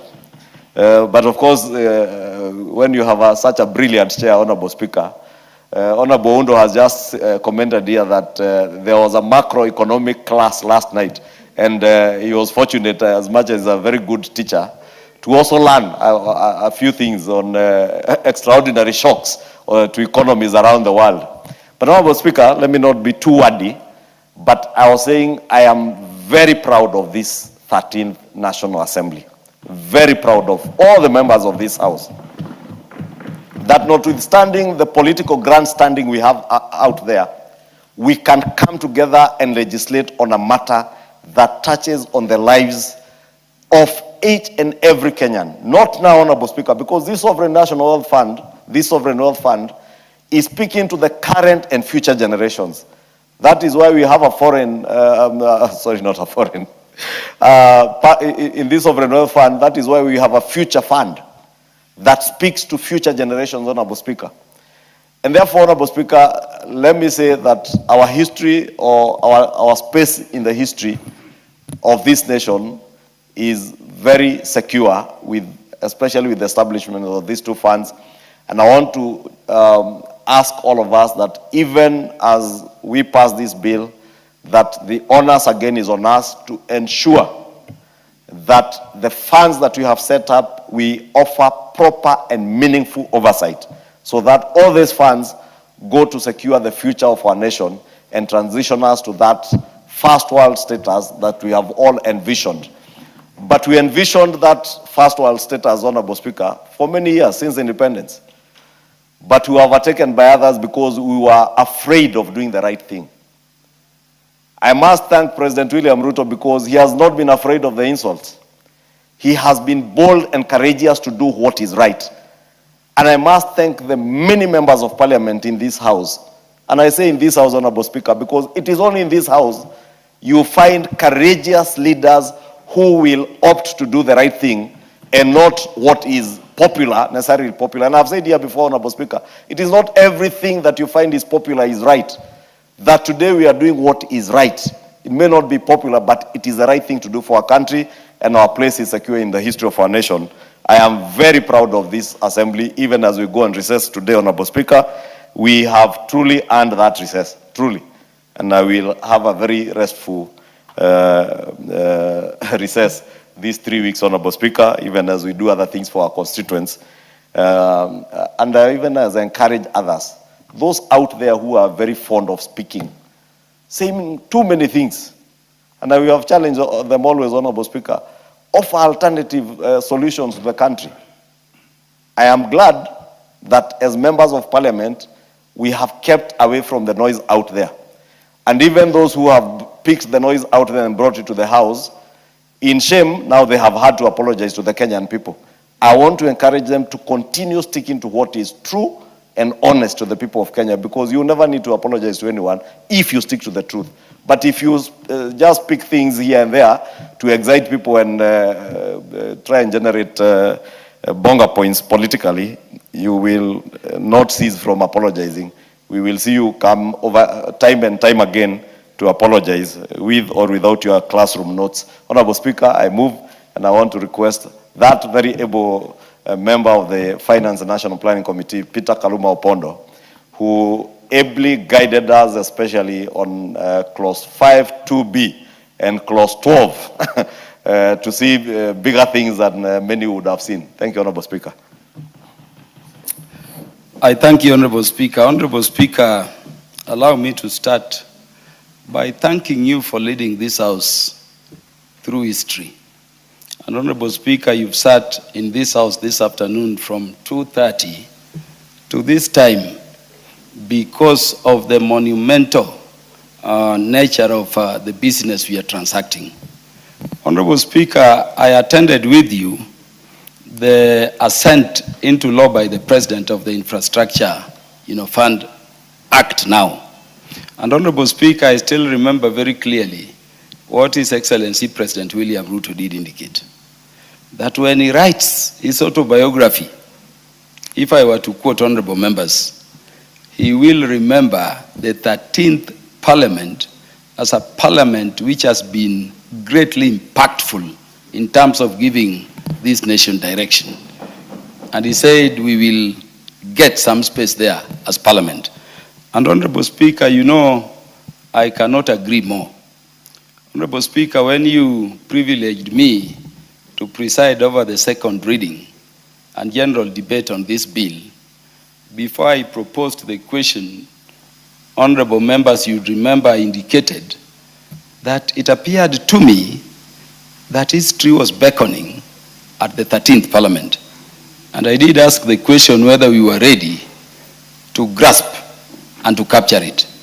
And Honorable Speaker, I was making that question, proposing the question and making that statement after I had the majority leader move and after I had our very sharp, gifted chairman of the committee in charge of finance and national planning, my brother, the Honorable Kuria Kimani, elaborate on the purposes of this law. And listening to them and having gone through the bill, I beckoned upon this House to grasp their date with their destiny. Honorable Speaker, if there is something I would remember my role in the House for, and my best day in this House for, it is the debate which surrounded this bill.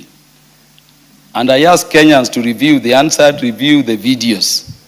I was shocked at how passionate the leadership of this House, the representatives of the people here, are concerned about the country. Honorable Speaker, what does this bill do? In three things, this is how we have met destiny, this is how we have met history. Honorable Speaker, we were with you here when COVID struck. And before that, nobody in Kenya, least of all us, ever imagined, Honorable Speaker, a time would come when we would all be locked in our houses and in our rooms unable to interact with anybody. And the economy would be shut down completely. Honorable Speaker, just a short while ago, we had the Iran-Israel situation and the Strait of Hormuz got blocked.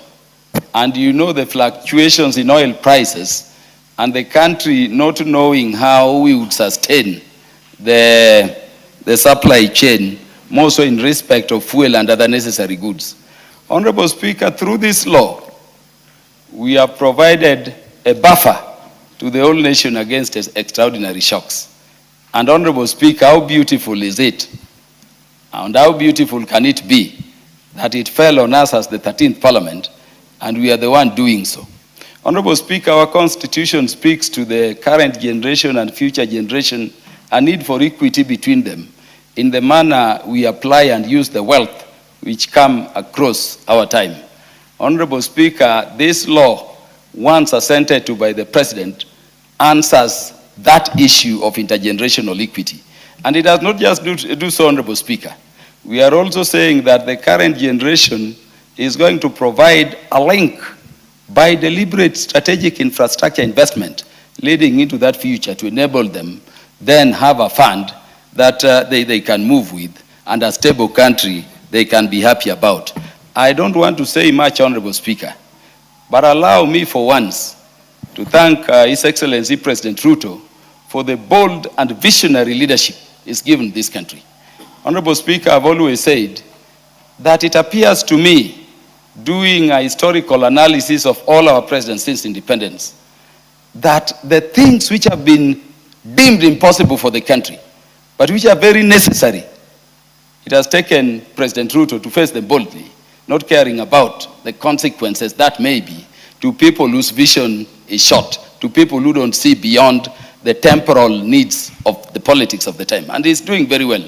Let me thank President Ruto for his vision around the Infrastructure Act now, for his vision around this sovereign wealth bill, which hopefully, Honorable Speaker, I hope he'll be signing. And I would pray, Honorable Speaker, that if you were to honor the House, this one would have been assented to by His Excellency the President, with even a bigger member of members of Parliament here to witness this meeting with our destiny. Honorable Speaker, let me thank the Majority Leader for leadership of the House. After you, let me thank the Chair of the Committee. Let me even thank the members of the House, especially those ones we interacted with up to very late in the night when the House has adjourned, processing this thing in unison. Honorable Mukunji, Honorable everybody. And I was so gratified that when you talk about the interest of the nation, there is some unique objectivity and realization that truly comes that beyond our temporal political posturing, we can do something that is good for the country. And that is why, Honorable Speaker, when we had the finance bill situation from 2024 to throughout, Honorable Speaker, the Majority Leader remembers this House as a House which is always standing with what is right for the nation, not necessarily what is political. I thank you, Honorable Speaker, eternally for good leadership of the House and for midwifing, these historical moments we have within the 13th Parliament. And without much ado, Honorable Speaker, allow me therefore to second. Thank you, honorable members. This is not debate time. We have gone over that. Allow me to go to the next level. But as I do that, honorable members, taking cue with what the Majority Leader said, it takes men and women of courage to do great things. And in doing so, remember the words of Winston Churchill, that you'll never finish your journey if you stop to throw stones at every barking dog. Focus on your journey, and if we have to reform this country, we will do so by men and women of courage, the way I have seen this house. I've been in this house since 1992. I can say without any fear of contradiction that this is a courageous house. And this is a house that is committed to changing this country. It is not driven by convenience, it's driven by doing what is right. Keep it up. Honourable members, I now propose the question, which is that the Sovereign Wealth Fund Bill, National Assembly Bill number 7 of 2026, be now read a third time. Yes, Ondo, you've spoken more than 10 times on this bill, but make your comment. Yeah, because Honorable Speaker, people of Funyula sent me to come here and legislate on behalf of people of Funyula and the people of Kenya generally. And Honorable Speaker, my colleagues will bear with me. I'm a very serious legislator, and such a monumental bill cannot go without a comment coming from the great man from Samia. Honorable Speaker, we stand here today actualizing some of the innovative resource-raising measures that have been employed elsewhere.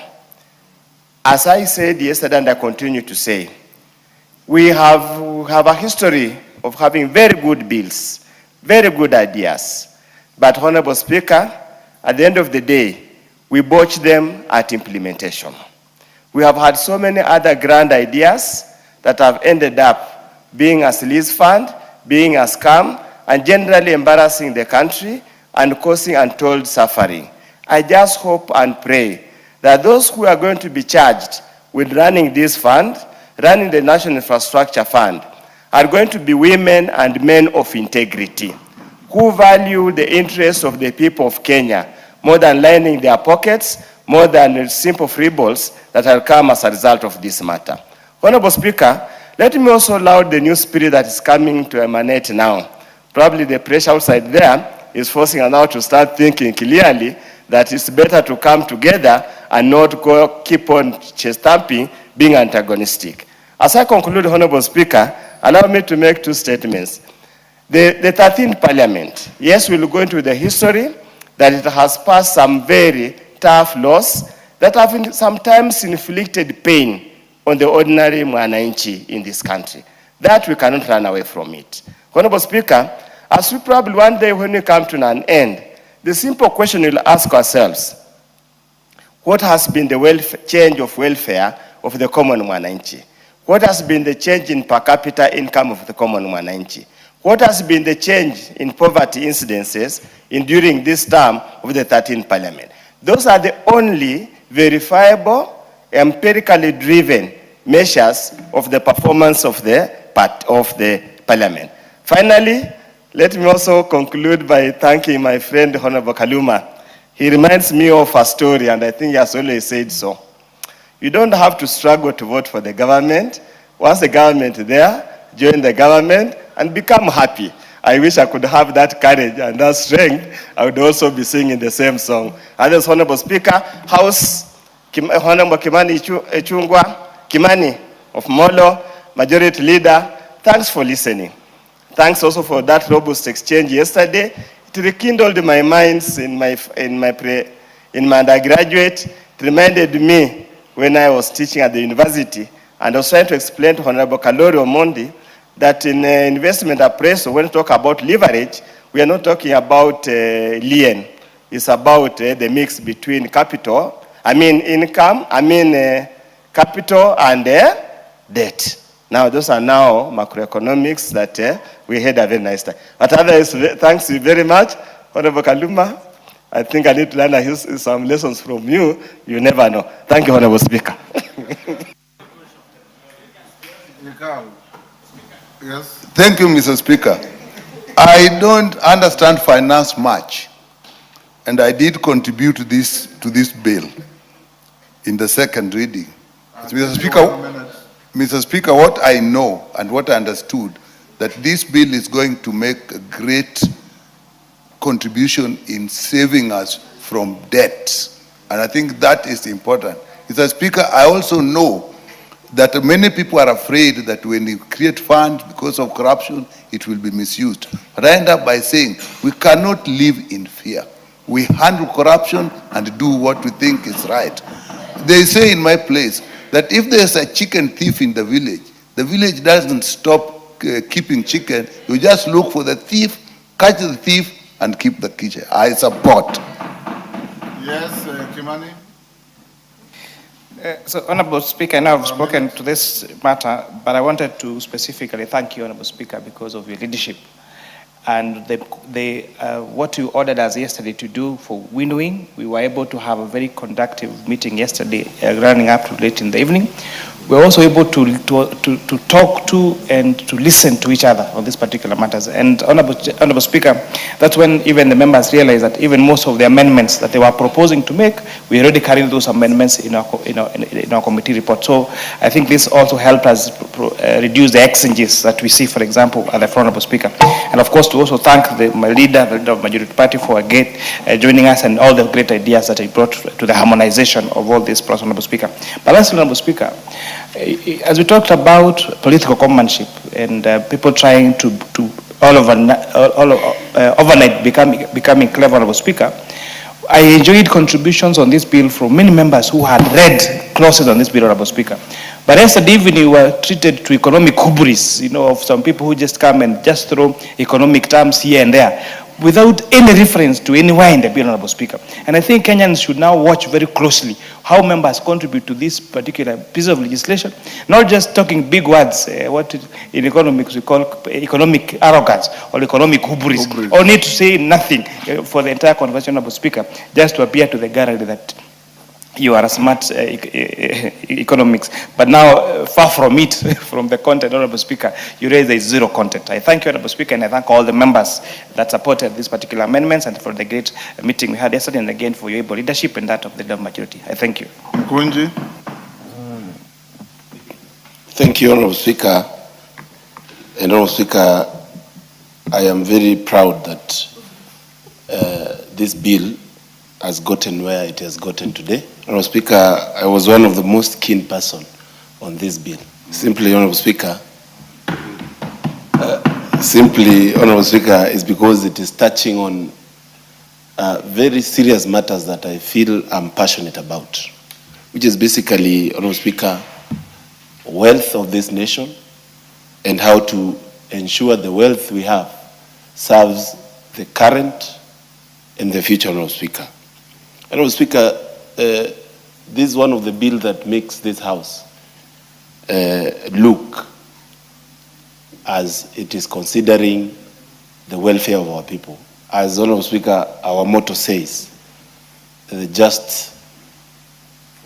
the welfare of the society and the just government of the people. Honorable Speaker, we have not reinvented the wheel.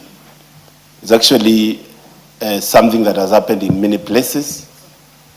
Honorable Speaker, you read across, you'll see the scandals that have come out of the Sovereign Wealth Fund, from Malaysia to Kuwait to Egypt. And Honorable Speaker, we just want to keep a keen eye. But as a also House, encourage the country by quoting success stories.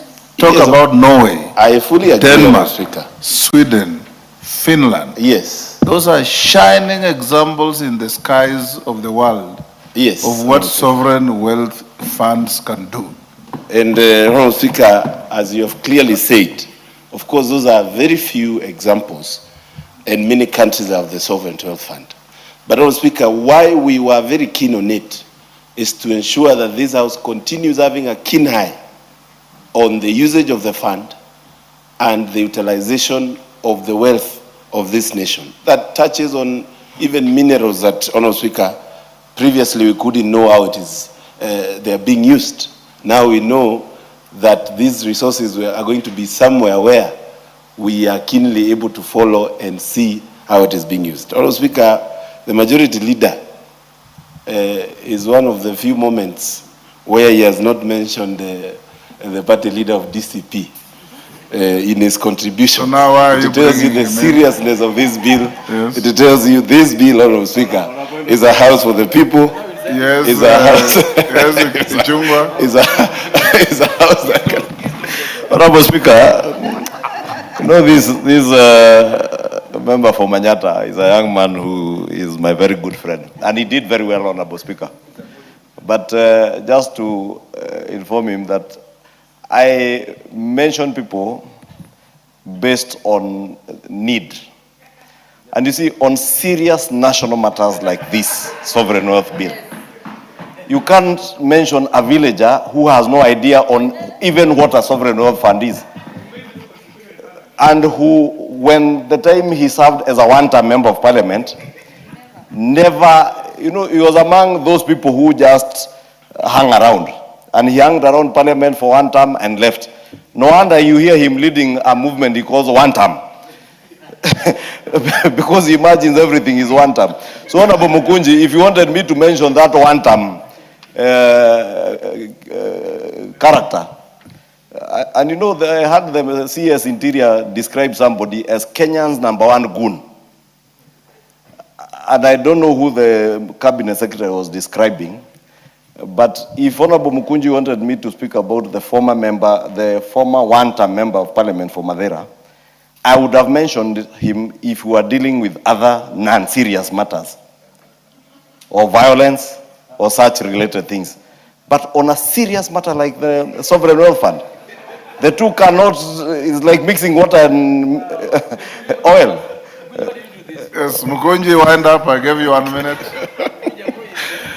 Honorable Speaker, now the majority leader has gone back to his factory setting of mentioning my party leader, DCP. Finish up. But Honorable Speaker, I just want to say that while we pass this bill, I want to actually call upon this House. In the remaining time, we ensure that now we focus on issues that are touching on the welfare of our people, whom we represent, and we are only the people that can speak on behalf of the people of the nation of Kenya. Honorable Speaker, yesterday we had a very interesting engagement.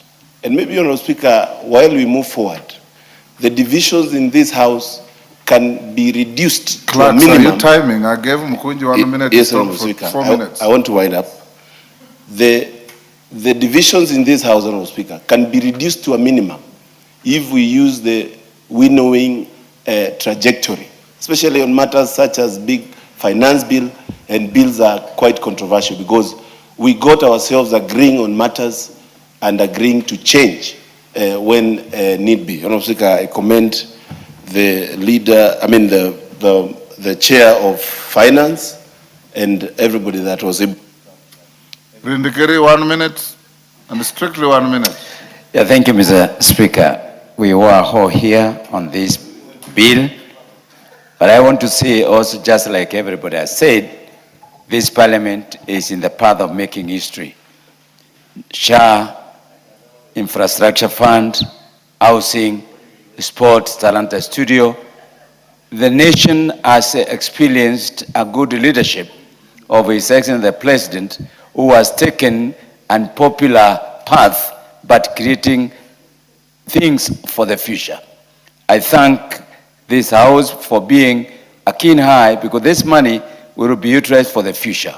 It is also targeting the marginalized, the abandoned, and discriminated. So I think, Mr. Speaker, we want to really to thank you, being the supreme body, leader of this House, and the majority leader, of course, who has made sure that the people who have been doing politicking have been stopped for the first time, also as part of the history. Thank you, Honorable Speaker. I also want to join my colleagues to really applaud this piece of legislation, which is very important in our country. It is a landmark legislation that is not only looking at the current, but also infrastructural investment, as well as the future generation. Honorable Speaker, we keep doing very landmark legislations in this House, and I want to applaud fellow members for that. Honorable Speaker, I also just want to say to my colleague, my senior, the Honorable Oundo, that the government, the broad-based government, is doing a lot of good things, and we are willing to shake his hand if he unclenches his fist. Thank you. Last, Chematia. Thank you so much, Mr. Speaker. I also want to add that you have a minute. Join my colleagues in supporting this very important bill, and thank the Chair, Finance, for the good work. Mr. Speaker, considering that this country is in hype gear to trajectory to Singapore, this is one of the documents that is going to give Kenya a good face. And more so, Mr. Speaker, we are relying so much in the best governance of the President William Ruto. And he has given us the opportunity as members of parliament to do good legislative bills. This is going to give Kenya the best wealth to build this country to be in the first phase and the first world status. Thank you. Kororia, is this your maiden speech? I've never heard you speak here.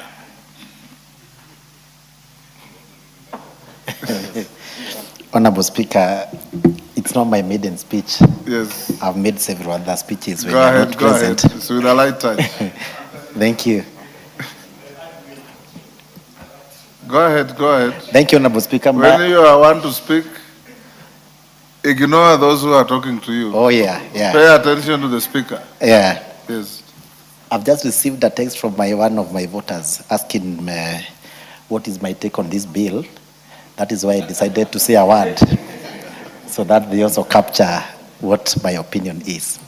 Mine is to say that this bill is good for this country, and also when you mentioned about you being in this House from 1992, Honorable Speaker, I've sat here and started asking myself, what was happening with the other presidents and the other governments? If this bill is coming to life today in 2026 from 1992, Honorable Speaker, I think the members who are serving that in the parliament should be awarded and given a medal, because all the presidents or the parliaments did not make to bring Kenya to where it is right now. I gave you 1 minute and it's over. Give him half a minute to finish. Let me, I was distracted, Honorable Speaker. Yeah, so thank you very much. You remember I had told you, Yes. you'll never finish your journey if you stop to throw stones? Yes. At every barking dog. Thank you very much, Honorable Speaker. Yes, Melly? Thank you, Mr. Speaker. Mr. Speaker, I want to rise to join my colleagues and more importantly, the Chair and the Finance Committee for the good work that was done. The Sovereign Wealth Fund is actually one way in which this country is going to raise resources for the much needed development that we have. Two, Mr. Speaker, I want to give you and the leadership of the House a lot of thanks because not only in this bill, but a number of bills that you've shown a lot of wisdom, Solomonic rulings, especially issues that are a bit controversial, but we have managed to win them through. Thirdly, Mr. Speaker, the President himself, who is a very courageous man, has not been doing things for popularity purposes. He has been doing it for posterity and for the future of this country. Sovereign Wealth Fund has even a portion for the youth and the future generations. This is a rare bill and it is historical, and we as a House, we are going to be part of a chapter in the annals of this country. I support. Thank you. Last, Mary Emase, you've been...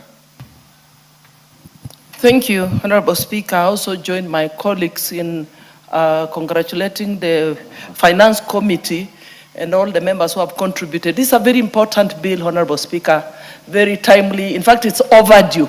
I think this is one of the bills that we should have enacted at the beginning of this term.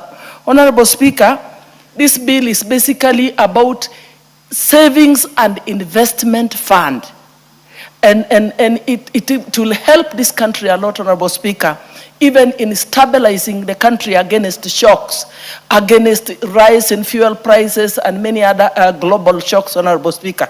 Honorable Speaker, this bill is anchored on intergenerational equity, where that is the principle of today's resources, today's revenues, should also benefit tomorrow's citizens. So this bill, I think I just must thank the President for this, and we must support it to its conclusion. Thank you, Honorable Speaker. Mario.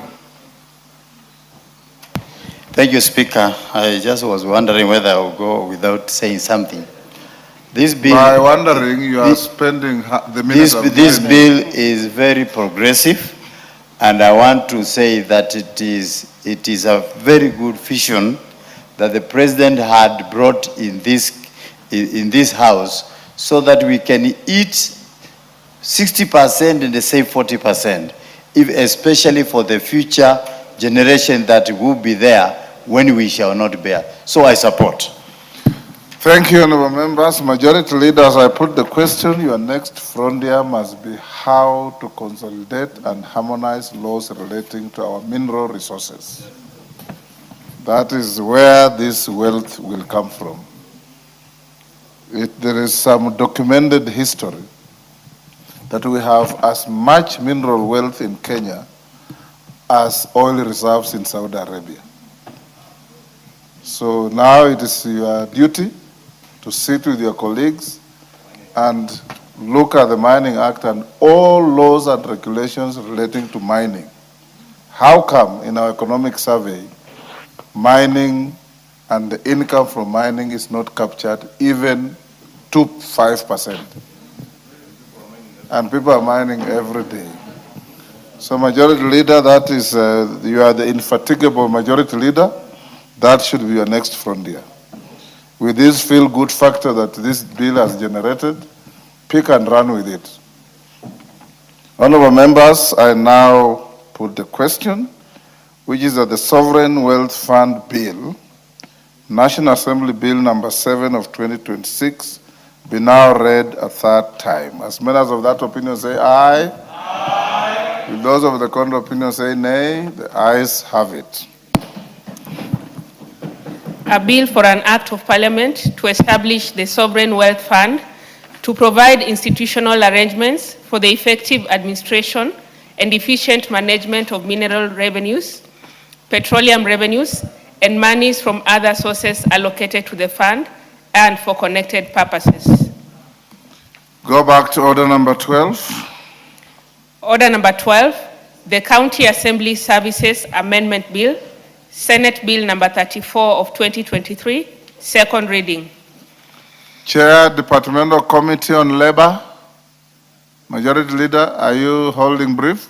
No, Honorable Speaker, I wanted to beg indulgence on behalf of Honorable Ken Chonga.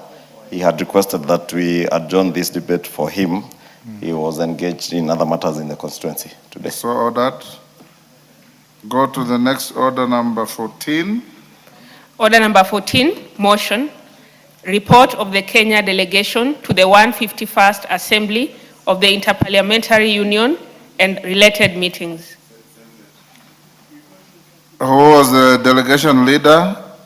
Not Millie Odhiambo is out of the country, I'm aware. She's in Paris.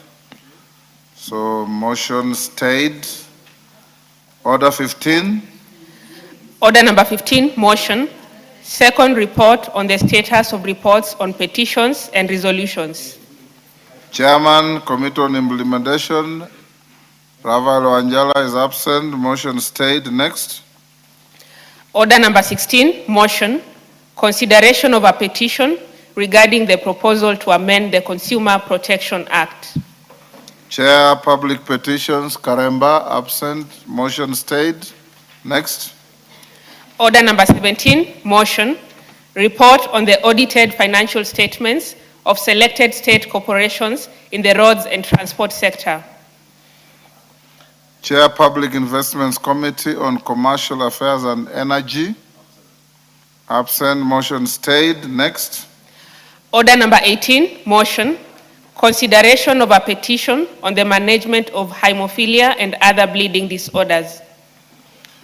The Chair, Health is here, but we had consulted with him and the Majority Leader that this is a special petition by a special group of people, of Kenyans, who I will be happy to have it debated after inviting them to sit in the gallery so that they can hear the outcome and the production of their industry. So we'll stay until after recess. Next. Order number 19, the Books and Newspapers Amendment Bill, National Assembly Bill number 47 of 2025, second reading. Chairperson, Parliamentary Broadcasting and Library Committee. Who is that? Is that Epuyo Nanok? Is absent. Motion stayed. Next. Order number 20, motion, fourth report on audited financial statements for the National Government Constituencies Development Fund. Chairperson, Decentralized Funds Accounts Committee. Is that Mulyungi? Not here. Motion stayed. Next. Order number 21, the Business Laws Amendment Bill, Senate Bill number 51 of 2024, second reading. Majority Leader, are you ready to move this? Honorable Speaker, we had actually adjourned debate on this bill under order number 21 and also the one of debate, yes. under order number 22, pending some pending work that the committee was working on, and I would request that we adjourn the two bills until the committee finalizes on that over the recess period. So order number 21 and stayed. Order number 22. Order number 22, the Competition Amendment Bill, National Assembly Bill number 4 of 2026, second reading. For the same reasons, order number 22 stayed. Honorable members, will you now be upstanding? Honorable Pareo, be upstanding. Honorable members, having exhausted the business on the order paper of today, I want to wish all of you a fruitful recess of 3 weeks where you are expected to go and fraternize with your constituents, attend to your families, and be patriotic in every undertaking, because you need to count on all of you to keep this country safe and united. Honorable members, it is now 6:17 p.m. Tuesday, the House will now adjourn until Tuesday, 28th July 2026 at 2:30 p.m.